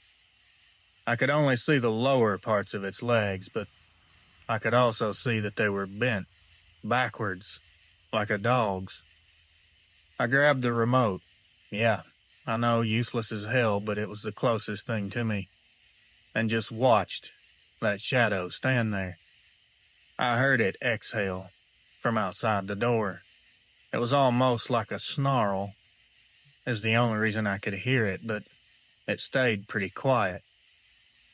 The handle twitched one more time, then it walked away across the parking lot. And when I say walked, I mean it moved upright, smooth like a human. These steps were heavy and they were spaced far apart. I didn't open the curtains. I know, I should have. I didn't try to look. I didn't want to.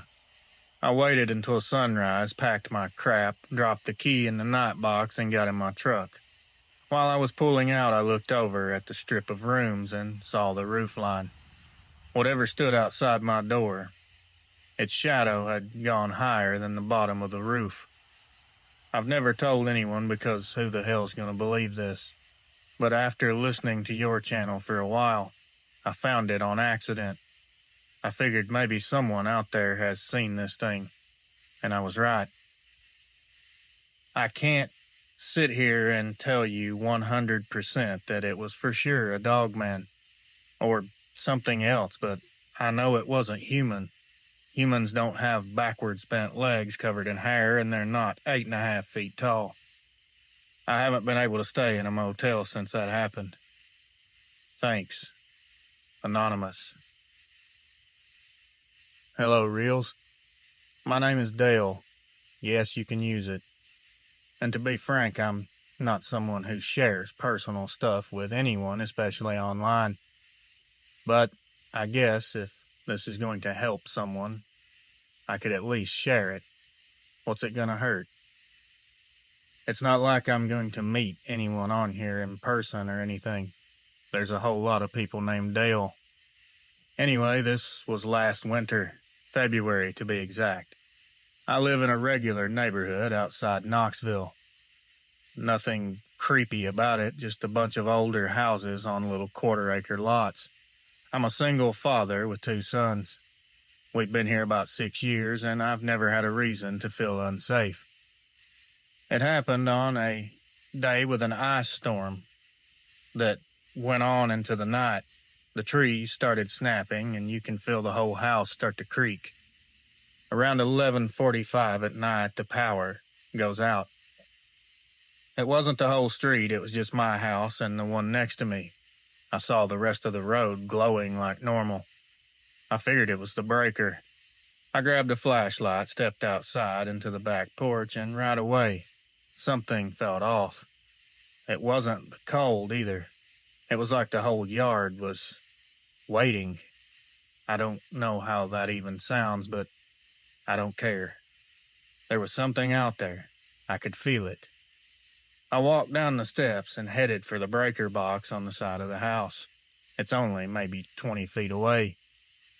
It was just me shivering, tapping the flashlight to stop it from flickering.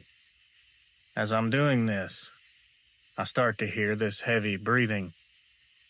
This did not sound like a person, and don't mistake it for a dog panting. It wasn't that either. It was a lot deeper, like whatever it was had lungs the size of a truck tire. It was coming from the space between my shed and the fence. A narrow 3 or 4 foot gap that I've had trouble squeezing into myself. I pointed the flashlight over, but the beam barely hit that corner, and the breathing stopped immediately. I took a few steps closer, and I heard the leaves shift. It was just one step or slide of the foot, but it was heavy. I instantly started freaking out because I knew this had to be at least a human or something bigger. I could hear the weight. Something inside me just said nope. That's not a person. I started backing up and hit the flashlight on the ground angle, trying to catch shadows. I saw the outline of a shoulder slide behind the shed, 6 feet up the wall, easily. Nobody's shoulder sits that high, and it doesn't really make any sense even after I saw it myself. Then for some reason it started to circle the shed. I didn't hear walking, I felt the ground push under my feet. The steps were coming around the right side like it was trying to get a look at me. I ran back up the porch steps so fast I almost fell. But I didn't go inside. Maybe stupidity or curiosity or both, but I stood there watching that dark strip beside that shed. My neighbor's motion light came on, and that's when I finally got a look at this thing. Just the top half of it.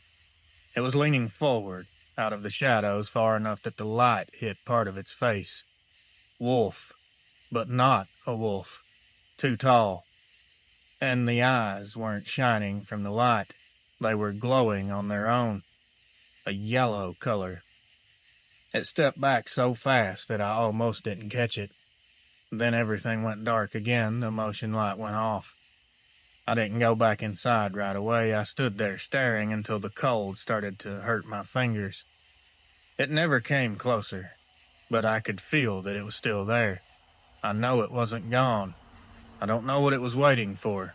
Maybe it was waiting for me to go inside before it left, I'm not sure, but I could feel that it was still there. The power came back on around 3 a.m. I didn't sleep at all. The kids slept through the whole thing, thankfully. The next morning I checked out back and around the shed. I couldn't find any prints, none that I could see anyway. I don't know what I saw, and I sure as hell don't tell people around here about it. But it definitely wasn't a bear, which is the only thing that could have been that big. Something was standing in my yard. It had a wolf's head and a man's body. It was standing there that night, and it wanted me to know that it was there. There's no other explanation for the behavior. Thanks for letting people talk about this stuff. Dale. You can call me Joe. I work a job that nobody even notices. Warehouse crew for a distribution company out in western Oklahoma. I've been on night shift for years. It's boring but predictable, until that one night where it wasn't. It was 2 years ago in April. It was a humid night. It was storming. The metal walls were popping from the temperature changing. I was one of the only 2 people on shift that night. Me and a guy named Travis running inventory in the office. Around 1 or 2 in the morning, I was doing a pallet count in Section B, back corner of the warehouse. It's the darkest part since half the overheads never work night and never work right. Forklift battery was charging, so I was just walking the aisles with my handheld scanner. I kept hearing this metallic clanking off in the distance, like someone bumping into a shelf. It happens sometimes when rats get into the wrap or when the roof expands. So at first I didn't really care, but then I heard actual footsteps. It was like someone really tall taking their time. I just thought it was Travis, so I asked, "Dude, are you back there?" But my voice just kind of died in the air. No echo. It felt off immediately. I kept walking. I know that sounds pretty stupid, but I've had weirdos sneak in here before and try to steal tools and stuff. So I figured I'd just check to make sure. Better to be safe. I turned into the last aisle, the one where the old metal racks are so rusted they squeal when they move. And that's where this thing was. At the far end of the aisle, between 2 shelves, it was standing there in plain view, upright. It wasn't crouched down, it wasn't hunched forward, it was just standing there, leaned slightly forward like it was about to charge and run straight over me. At first all I saw was the outline. That's all my brain would allow me to interpret at the time. It was tall, wide across the chest. I saw the pointed up ears. I thought it was a costume. I swear to God. My brain was scrambling, trying to make it normal. It stepped backward into a sliver of light from the loading door. It had a face, man. A dog's face. But it was stretched, longer, more human around the eyes. The fur was all down its arms and across the chest. It was a lot thicker there. The arms were way too long, and it looked like it had hands. Now, I will say I don't feel aggression toward it, not at the moment. It wasn't trying to come after me. It didn't let out any growls or signs that it wanted to hurt me. It didn't do anything except tilt its head like it was trying to listen. I don't even remember dropping the scanner, but I must have because it clattered on the concrete and echoed loud. That thing's ears twitched at that sound. I swear on everything, It just looked curious, not aggressive, just intelligent and aware of the situation. I didn't turn around, but I definitely started backing away. It stayed in that same spot, just watching me. When I got around the corner of the aisle, I took off running, full sprint to the office. I told Travis someone broke in. He grabbed a flashlight, and we both found metal pipes, and we went back together. There was nothing there. There wasn't a shadow, a sound, nothing out of place. No sign that anything had ever been in the aisle at all. This part right here, though, the pallet wrapping on the lower shelves was torn open like something ripped past it. Not extremely violently, more like a large animal had squeezed through. I never saw it again, but I did quit night shift about 2 weeks later. The problem is I can't unsee it from the one time I did see it. I can't pretend that this was a human. I know what I saw. And if you want my opinion, I think these things are 100% demonic in nature. That's my 2 cents. Thanks for letting me tell this and giving me somewhere to put it out. Joe. This happened to me when I was only 14. Damaging age for something like this. I'm not going to use my name. This happened on the east side of Jacksonville, Florida. I'm 32 now, and this just feels wrong for me to even be typing this out or talking about it. Where I grew up, all the neighborhood kids used to cut through this drainage area behind the school. There was a long concrete storm tunnel that ran under the road. It was wide enough for 2 kids to walk side by side, but it was pitch black once you got a few steps inside. We used it as a shortcut so we didn't have to walk all the way around the block. I used that tunnel hundreds, if not thousands of times. Never thought twice about it, ever. Then came this afternoon we're going to discuss. It was late in the summer, right before school started back. I was headed to my friend's house carrying my PS2 controller in my pocket because we were going to stay up all night playing. The sun was out. Nothing was weird or creepy in any way. That is, until I got close to the tunnel. There was this smell hanging in the air. It smelled like a wet dog mixed with something maybe metallic. I'd never smelled it before, and I've never smelled it since. This wasn't sewage or anything rotting. This was something else entirely. Something sharp that kind of burned your nose, sort of like chemicals. I remember slowing down, not because I was scared, but because it was just plain weird. Florida's full of strange smells, but, again, not like that. I stopped inside the tunnel and instantly noticed it was colder, which would be normal, but it's not a few degrees. I'm talking, it was way colder. The sound carried in this strange muffled way. I made it maybe 10 feet in when I heard something move farther ahead of me. It sounded like metal or claws clanking against the concrete. My first initial thought was, oh crap, there is a big dog in here with me. There was plenty of strays around, so that was definitely a possibility. I stopped moving and squinted my eyes and tried to look into the dark. I sure saw something, but it wasn't what I expected. I saw 2 eyes. They weren't glowing like a movie monster, more like they were catching all the sunlight from behind me, except they were too far apart, and they were almost touching the top of that tunnel, and they were holding statue still. I whispered hello. I feel stupid now, but I was just a kid, and I was hoping it was a person. It answered me with a sound that I will never forget. A low, quick exhale, almost like a horse clearing its nose, but a lot deeper, more controlled, like it was letting me know it heard me, and it didn't want me there.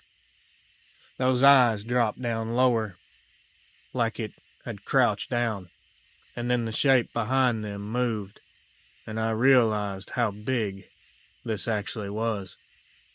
The outline of its head, it wasn't a dog's head, really. It had pointed ears, sure, but the muzzle was very short and narrow. But it had this bulky body shape around the shoulders, like it was built to move on two legs, even though it was crouched. I hope this description's okay. I'm trying my best. I didn't walk out of that tunnel. I busted backwards so fast that I scraped both my elbows on the concrete getting out. I didn't even stop to look behind me. I ran all the way to my friend's house, halfway crying and half choking. We never used that tunnel after I told him what happened. And here's the screwed up part. A week later, when school finally started, the county put a metal grate over the tunnel entrance. Huge, thick bars. I asked one of the maintenance guys why they were doing it, and he just said, "Something big got in there last week. Animal control told us to block it." I knew whatever was in there wasn't just big. This was very weird to me. Did animal control know something about this? This thing was built like a person, like a man. It moved like it was highly intelligent. I don't know why it didn't chase me down, 'cause it could have easily. Maybe it just wanted me out of that tunnel. Those eyes, don't make a mistake, they did not look confused or scared at all. They just looked focused on a 14-year-old boy that wandered into the wrong tunnel at the wrong time. I still can't go past that spot anymore without my chest feeling like it's going to cave in. I don't know what else to say here. Dogman, something else, I have no idea. You take it upon yourself to think what you will. Thanks for letting me send this in. Anonymous. Reels. Everyone I know on a personal level just calls me Leroy, so that's fine. This goes back to the early 2000s when me and my wife were homeless for a little over a year. We weren't addicts or anything like that, just young, broke, and trying to stay alive long enough to rebuild our lives. We were living out of an old Sunline camper I bought for $300. It didn't run. There was no electric. We kept it parked way back behind an abandoned gas station outside Asheville, North Carolina. The roof leaked awful. The door had to be tied shut with a rope, but it was ours, and it kept us somewhat out of the rain. I'm telling you all this so you understand the setup. When you're homeless, you learn how to read places. People think the woods are peaceful. They're not. They have moods. They have pressure. Sometimes you step outside and you feel watched, and you know to go right back inside. That's how all this started. Around 2 a.m., me and my wife both woke up to the camper rocking. It wasn't shaking, it was a steady pressure like someone was leaning their weight against it from the side and pushing back and forth, rocking it. I thought this had to be people messing with us. We had trouble before with teenagers messing around, but I wasn't sure, so I opened the window curtain and looked out. There was nothing on that side of the camper. But the rocking did not stop. Instead, it shifted to the back, then to the other side. It was like something big was making a circle around us. The whole air felt heavy. Even the bugs and everything got quiet. My wife was terrified and kept saying, "What is out there?" I had no answers for her. I felt worthless at the time. I couldn't even protect us because I didn't know what I was protecting us against. The way she said that, I can still hear it now. with desperation in her voice. It kills me. On the second night, we heard heavy steps pacing around. My wife kept begging me to not go out there. Please don't go out there, so I didn't. But something hammered against the outside wall near the side of the bed. You could feel the entire thing shake. It vibrated through the wood. Then it started tapping, just once. Sounded like a very big finger tapping. Everything quietened down. Nothing else happened. On the third night is when we saw it.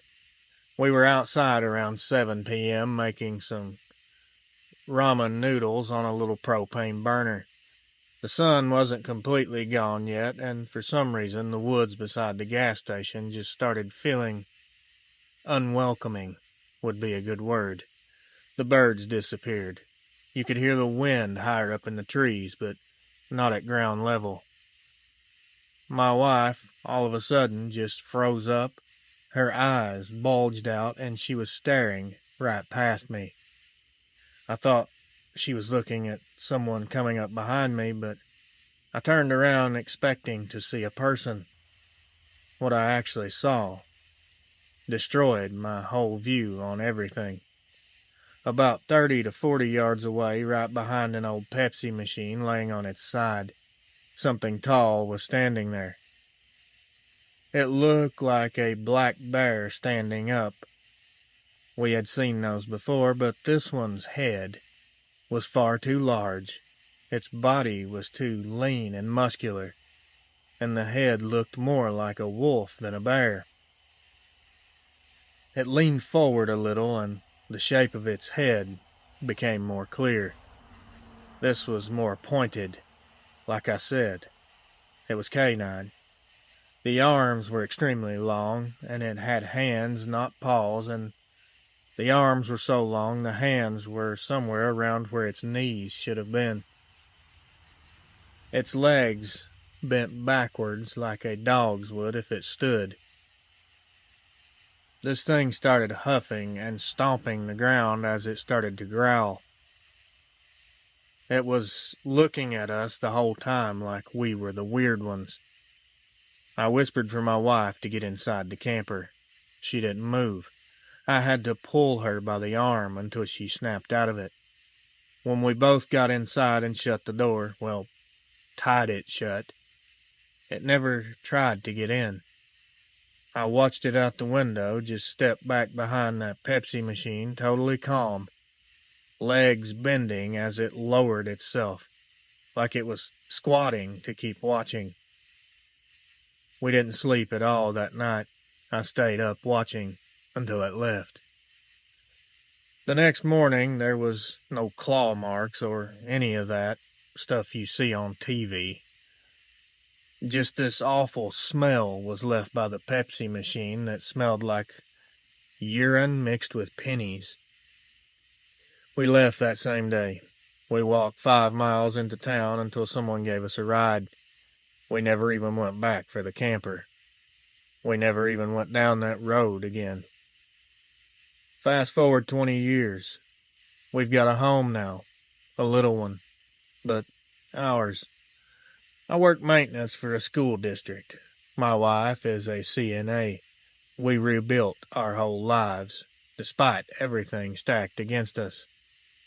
But every single time I see a Pepsi machine, I swear it makes me want to throw up, and I cannot drink Pepsi without being reminded of that monster. The little things that stick with you, huh? I don't know what they are. I don't have any answers for anyone. I just know they're real, and I know they're out there. It was as real as anything else, and it was smart enough to watch us without making much noise. It tried to stay hidden. Well, that's it for old Leroy. I appreciate your time, and I hope to hear this on the channel. You're a good one, Reels. Keep on keeping on. Thanks, brother. Hello, Reels. It's nice to finally speak to you after all this time. I've been a long-time listener, since maybe 3,000 subs. Anyway, you can call me E. I live in a regular neighborhood in Rockford, Illinois. There's nothing rural about it either. The houses are close together, fenced yards, a normal life. This place, the scariest thing you expect to see is a raccoon getting into your trash. It was back in 2019, and this still eats at me because it made me realize these things don't care if you live in the middle of nowhere or in the middle of a cul-de-sac. It was around 10:30, 11 at night. I was in the living room watching TV. I was almost asleep. My kids, 2 girls, 8 and 11 at the time, were supposed to be in bed. Then my oldest calls out, "Dad, there's something outside the window." I figured they were just trying to spook each other. Kids do that. But then she said, "No, it's loud. It sounds like it's right against the house." That got me up fast. Their bedroom faces the backyard. There's nothing back there except our swing set and the neighbor's fence. I went in their room expecting maybe a raccoon or the wind hitting the siding in a wrong way. The second I stepped in, I heard it back too. Behind the trees. It was a heavy, wet breath. This was rhythmic, purposeful, almost like it was listening for us to react. My youngest was sitting up in bed with her blanket pulled up to her chin. Her eyes were huge. They were terrified, and rightfully so. I remember her whispering, "Dad, it's right under the window." I don't know how to describe the instinct that went through me. I felt my entire body shift into protection mode. I told them both to go to my room and shut the door. They ran. I stayed. When I pulled the curtains back a little, all I saw was blackness. But the breathing got louder, like something leaned in closer. That was enough. I backed away, grabbed a flashlight, and went outside through the garage, circling around the fence so I'd come up behind whatever or whoever it was. Outside the house, the air felt charged. It wasn't cold, it wasn't warm, it just felt electric. Like the whole yard was somehow static. I can't really explain it. That's all I can say here.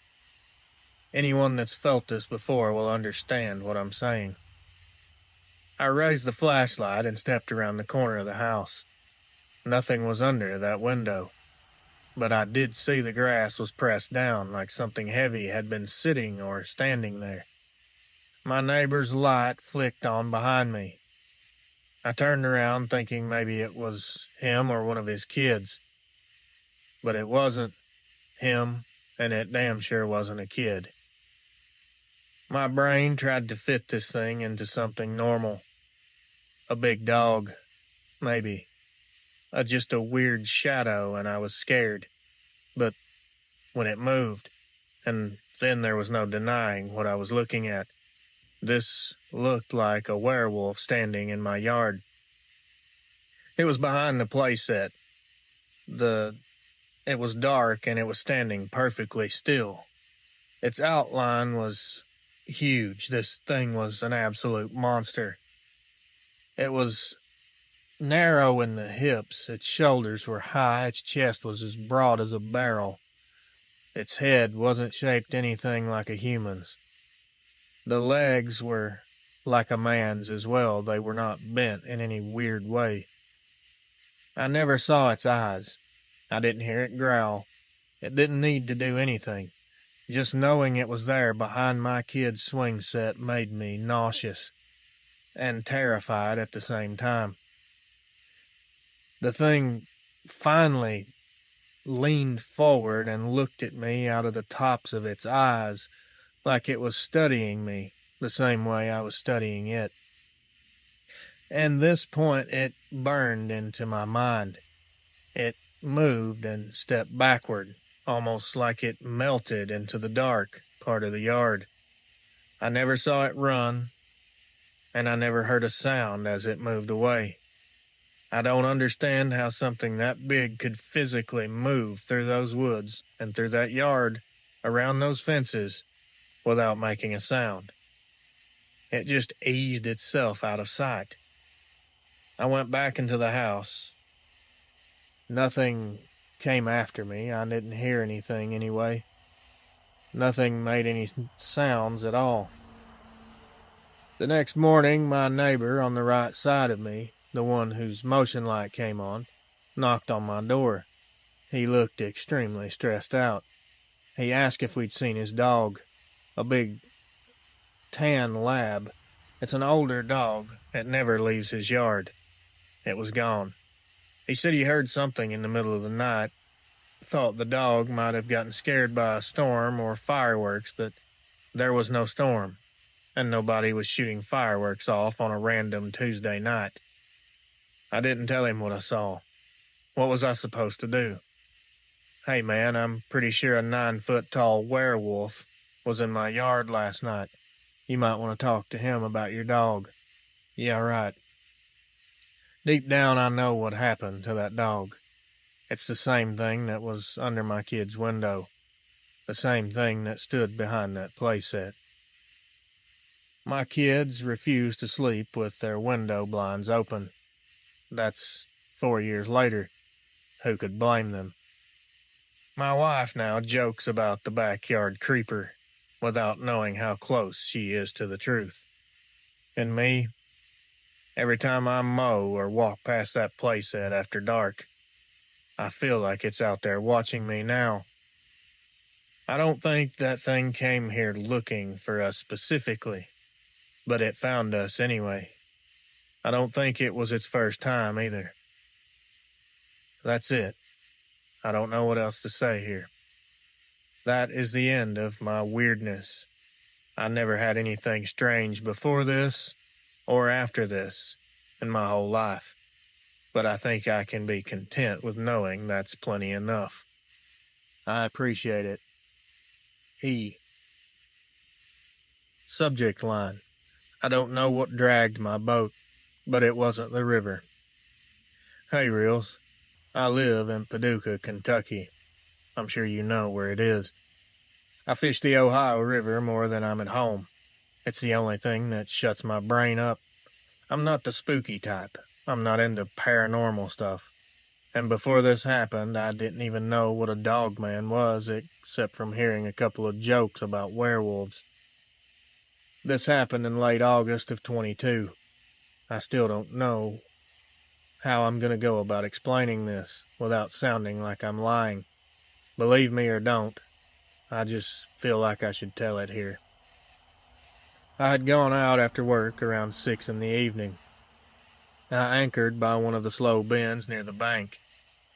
It's a spot where catfish will practically jump in your lap when the sun goes down.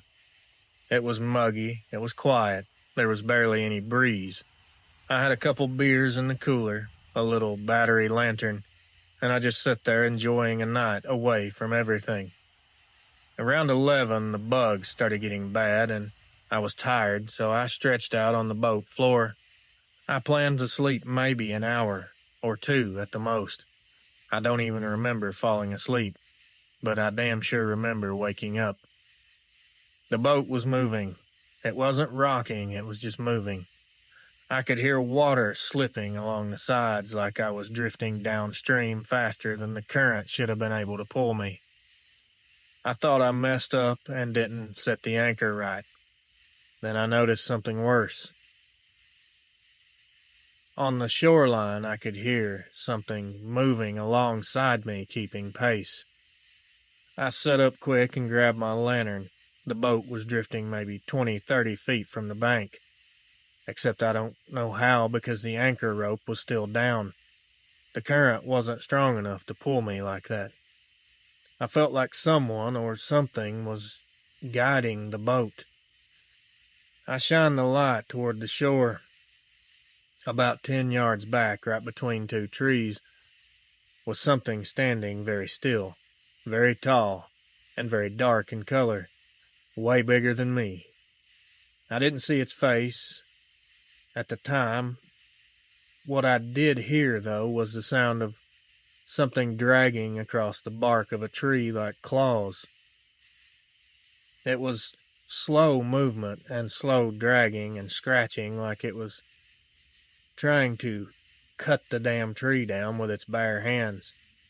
I dropped the lantern down because I suddenly felt stupid, like shining the light on it was some kind of challenge.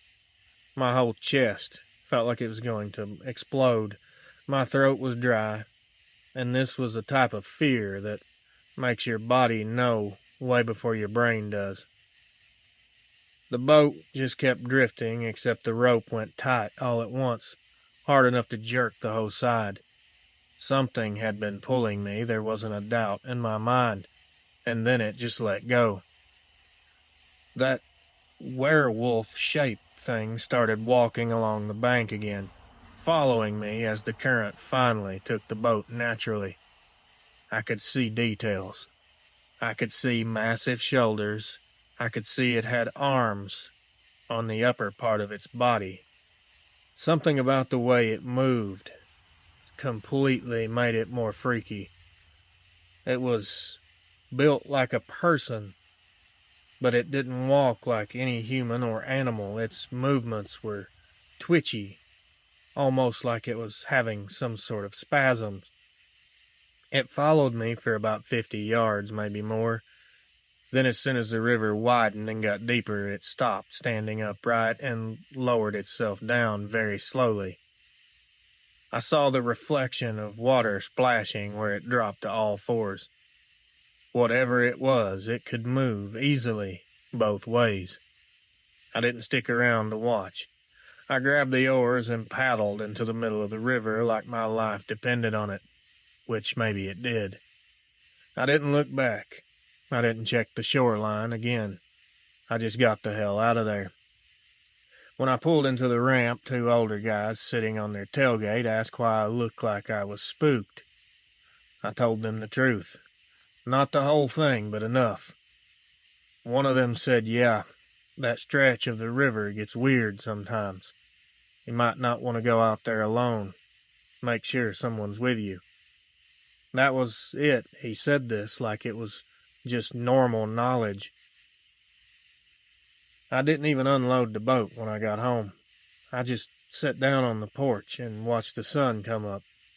I kept thinking over and over everything in my head, wondering what I actually just witnessed and what had been moving my boat. That's the strangest part of this story. The Dogman couldn't have moved my boat because it was on the shoreline. I don't know what to believe. All I know is this. Something big followed me down the river that night. And it damn sure looked like a Dogman, or what they are described to look like. As for what was pulling me by my anchor line down the river, that is something I will never understand. Could this thing have somehow had some type of power, some type of weird mind thing where it could pull me? If anyone knows, I would appreciate it. Any information. Has anyone heard of anything like this before? Anyways, I'd appreciate any input or any comment about this. I'll be listening to see if it's posted. Thank you. Anonymous. Reels. I wasn't even sure, and I'm still not sure, if this is worth even sending in. But the more I sit here and think about it, the more it just bothers me. Actually, a lot. It wasn't dramatic like what a lot of people go through, but it was enough to change how I look at my own backyard. And I've lived here 14 years, so that's saying something. Anyways, I'm 39, and I live in Western Virginia, in one of those older neighborhoods where the houses aren't close together, but you can still see your neighbor's porch lights through the trees. It's not what you'd call a special place, just a normal split-level home with a half-rotted firewood rack behind the shed. This was only back in January, around 9 at night. It was freezing, and my wife had just gotten the kids to bed. I was about to settle in downstairs to watch TV, but the living room was cold, and I didn't feel like listening to my wife complain about the draft again, so I went out back for some firewood. I didn't bother putting a coat on. I figured I'd be out there for 30 seconds tops. The backyard was extremely quiet. Abnormally quiet. There was even no dogs barking from down the hill like they usually do. It was just a cold silence where everything feels sort of muted. I stepped across the yard toward the shed, and the whole time I just felt like someone was watching me. That's the only way I can describe it. I normally don't get worked up over stuff like that. I'm not a jumpy person. But something this time was telling me I was in danger. When I finally got to the woodpile, I bent down to grab a few pieces. Then I started hearing something, and it wasn't human, not even close. This was some type of raspy, growling type breathing. It was like air was being forced through someone's throat that was trying to not let it go through. It's almost like a low snarl buried under each breath, if you can picture or think about how that would sound. It was coming from the other side of the shed wall. I stopped there with a piece of wood halfway in my hand. I don't know how long I stood there and unable to move, but I remember my fingers started burning from the cold, and me not even registering it because all I could hear was that sound. I heard gravel begin to crunch under something as it was moving. My first thought was, oh crap, this has to be a bear. But the breathing it didn't add up. The pacing didn't match either. Bears huff, they don't breathe like they're trying to not be heard. Whatever this was, it knew I was there for sure. It just didn't want to show itself, not yet. I took a few steps back, and the breathing stopped. I think it might have heard me move. That was the scariest part by far. It wasn't the sound itself. It was the silence that followed, because I knew that it had heard me and it had purposely stopped making noise. It was almost like it started holding its breath, waiting to see what I was going to do. I never once turned around. I didn't run. I kept my head, I kept my composure, and I just walked backwards across the yard, keeping my eyes on that spot. I must have looked insane because I had 3 logs clutched to my chest like I was guarding treasure. Halfway to the porch, something finally moved. A tall, thick shape. Very wide shoulders that didn't make any sense. Its head was higher than the roof line on the shed, which was probably around 8 feet. It was something I'll never forget, the outline of this thing. I could see the ears, they kind of looked like horns, pointing straight up. The way the shoulders were rolling forward as it moved, the way it leaned out just enough for me to know that I wasn't looking at a human. I didn't wait for it to completely step out fully. I backed up the stairs, went inside, locked the door, and pulled the curtains shut so fast I ripped the left side off the rod. My wife asked me what the hell I was doing. I told her I thought a bear was out there. I still haven't told her the truth because I know exactly what I saw, and it wasn't any animal we're supposed to have here. I went out the next day to grab some more wood. Nothing was disturbed. Nothing except this weird smell near the shed. I don't even know how to explain this. It smelled like very strong ammonia, like someone peed out there for a month straight. I don't go out there alone at night, not anymore. I don't even like looking toward the tree line through the kitchen window, which is pointed toward that shed. I know this wasn't the most dramatic story that you ever got, but it was definitely something worth sharing, in my opinion. If something that big was standing 5 feet from me, breathing like that, it's a miracle it didn't come around that corner. I feel lucky to be alive. Anyway, thanks for taking the time to read this and reply to me. You can use it if you want, and if you have any questions, please feel free to email me anytime.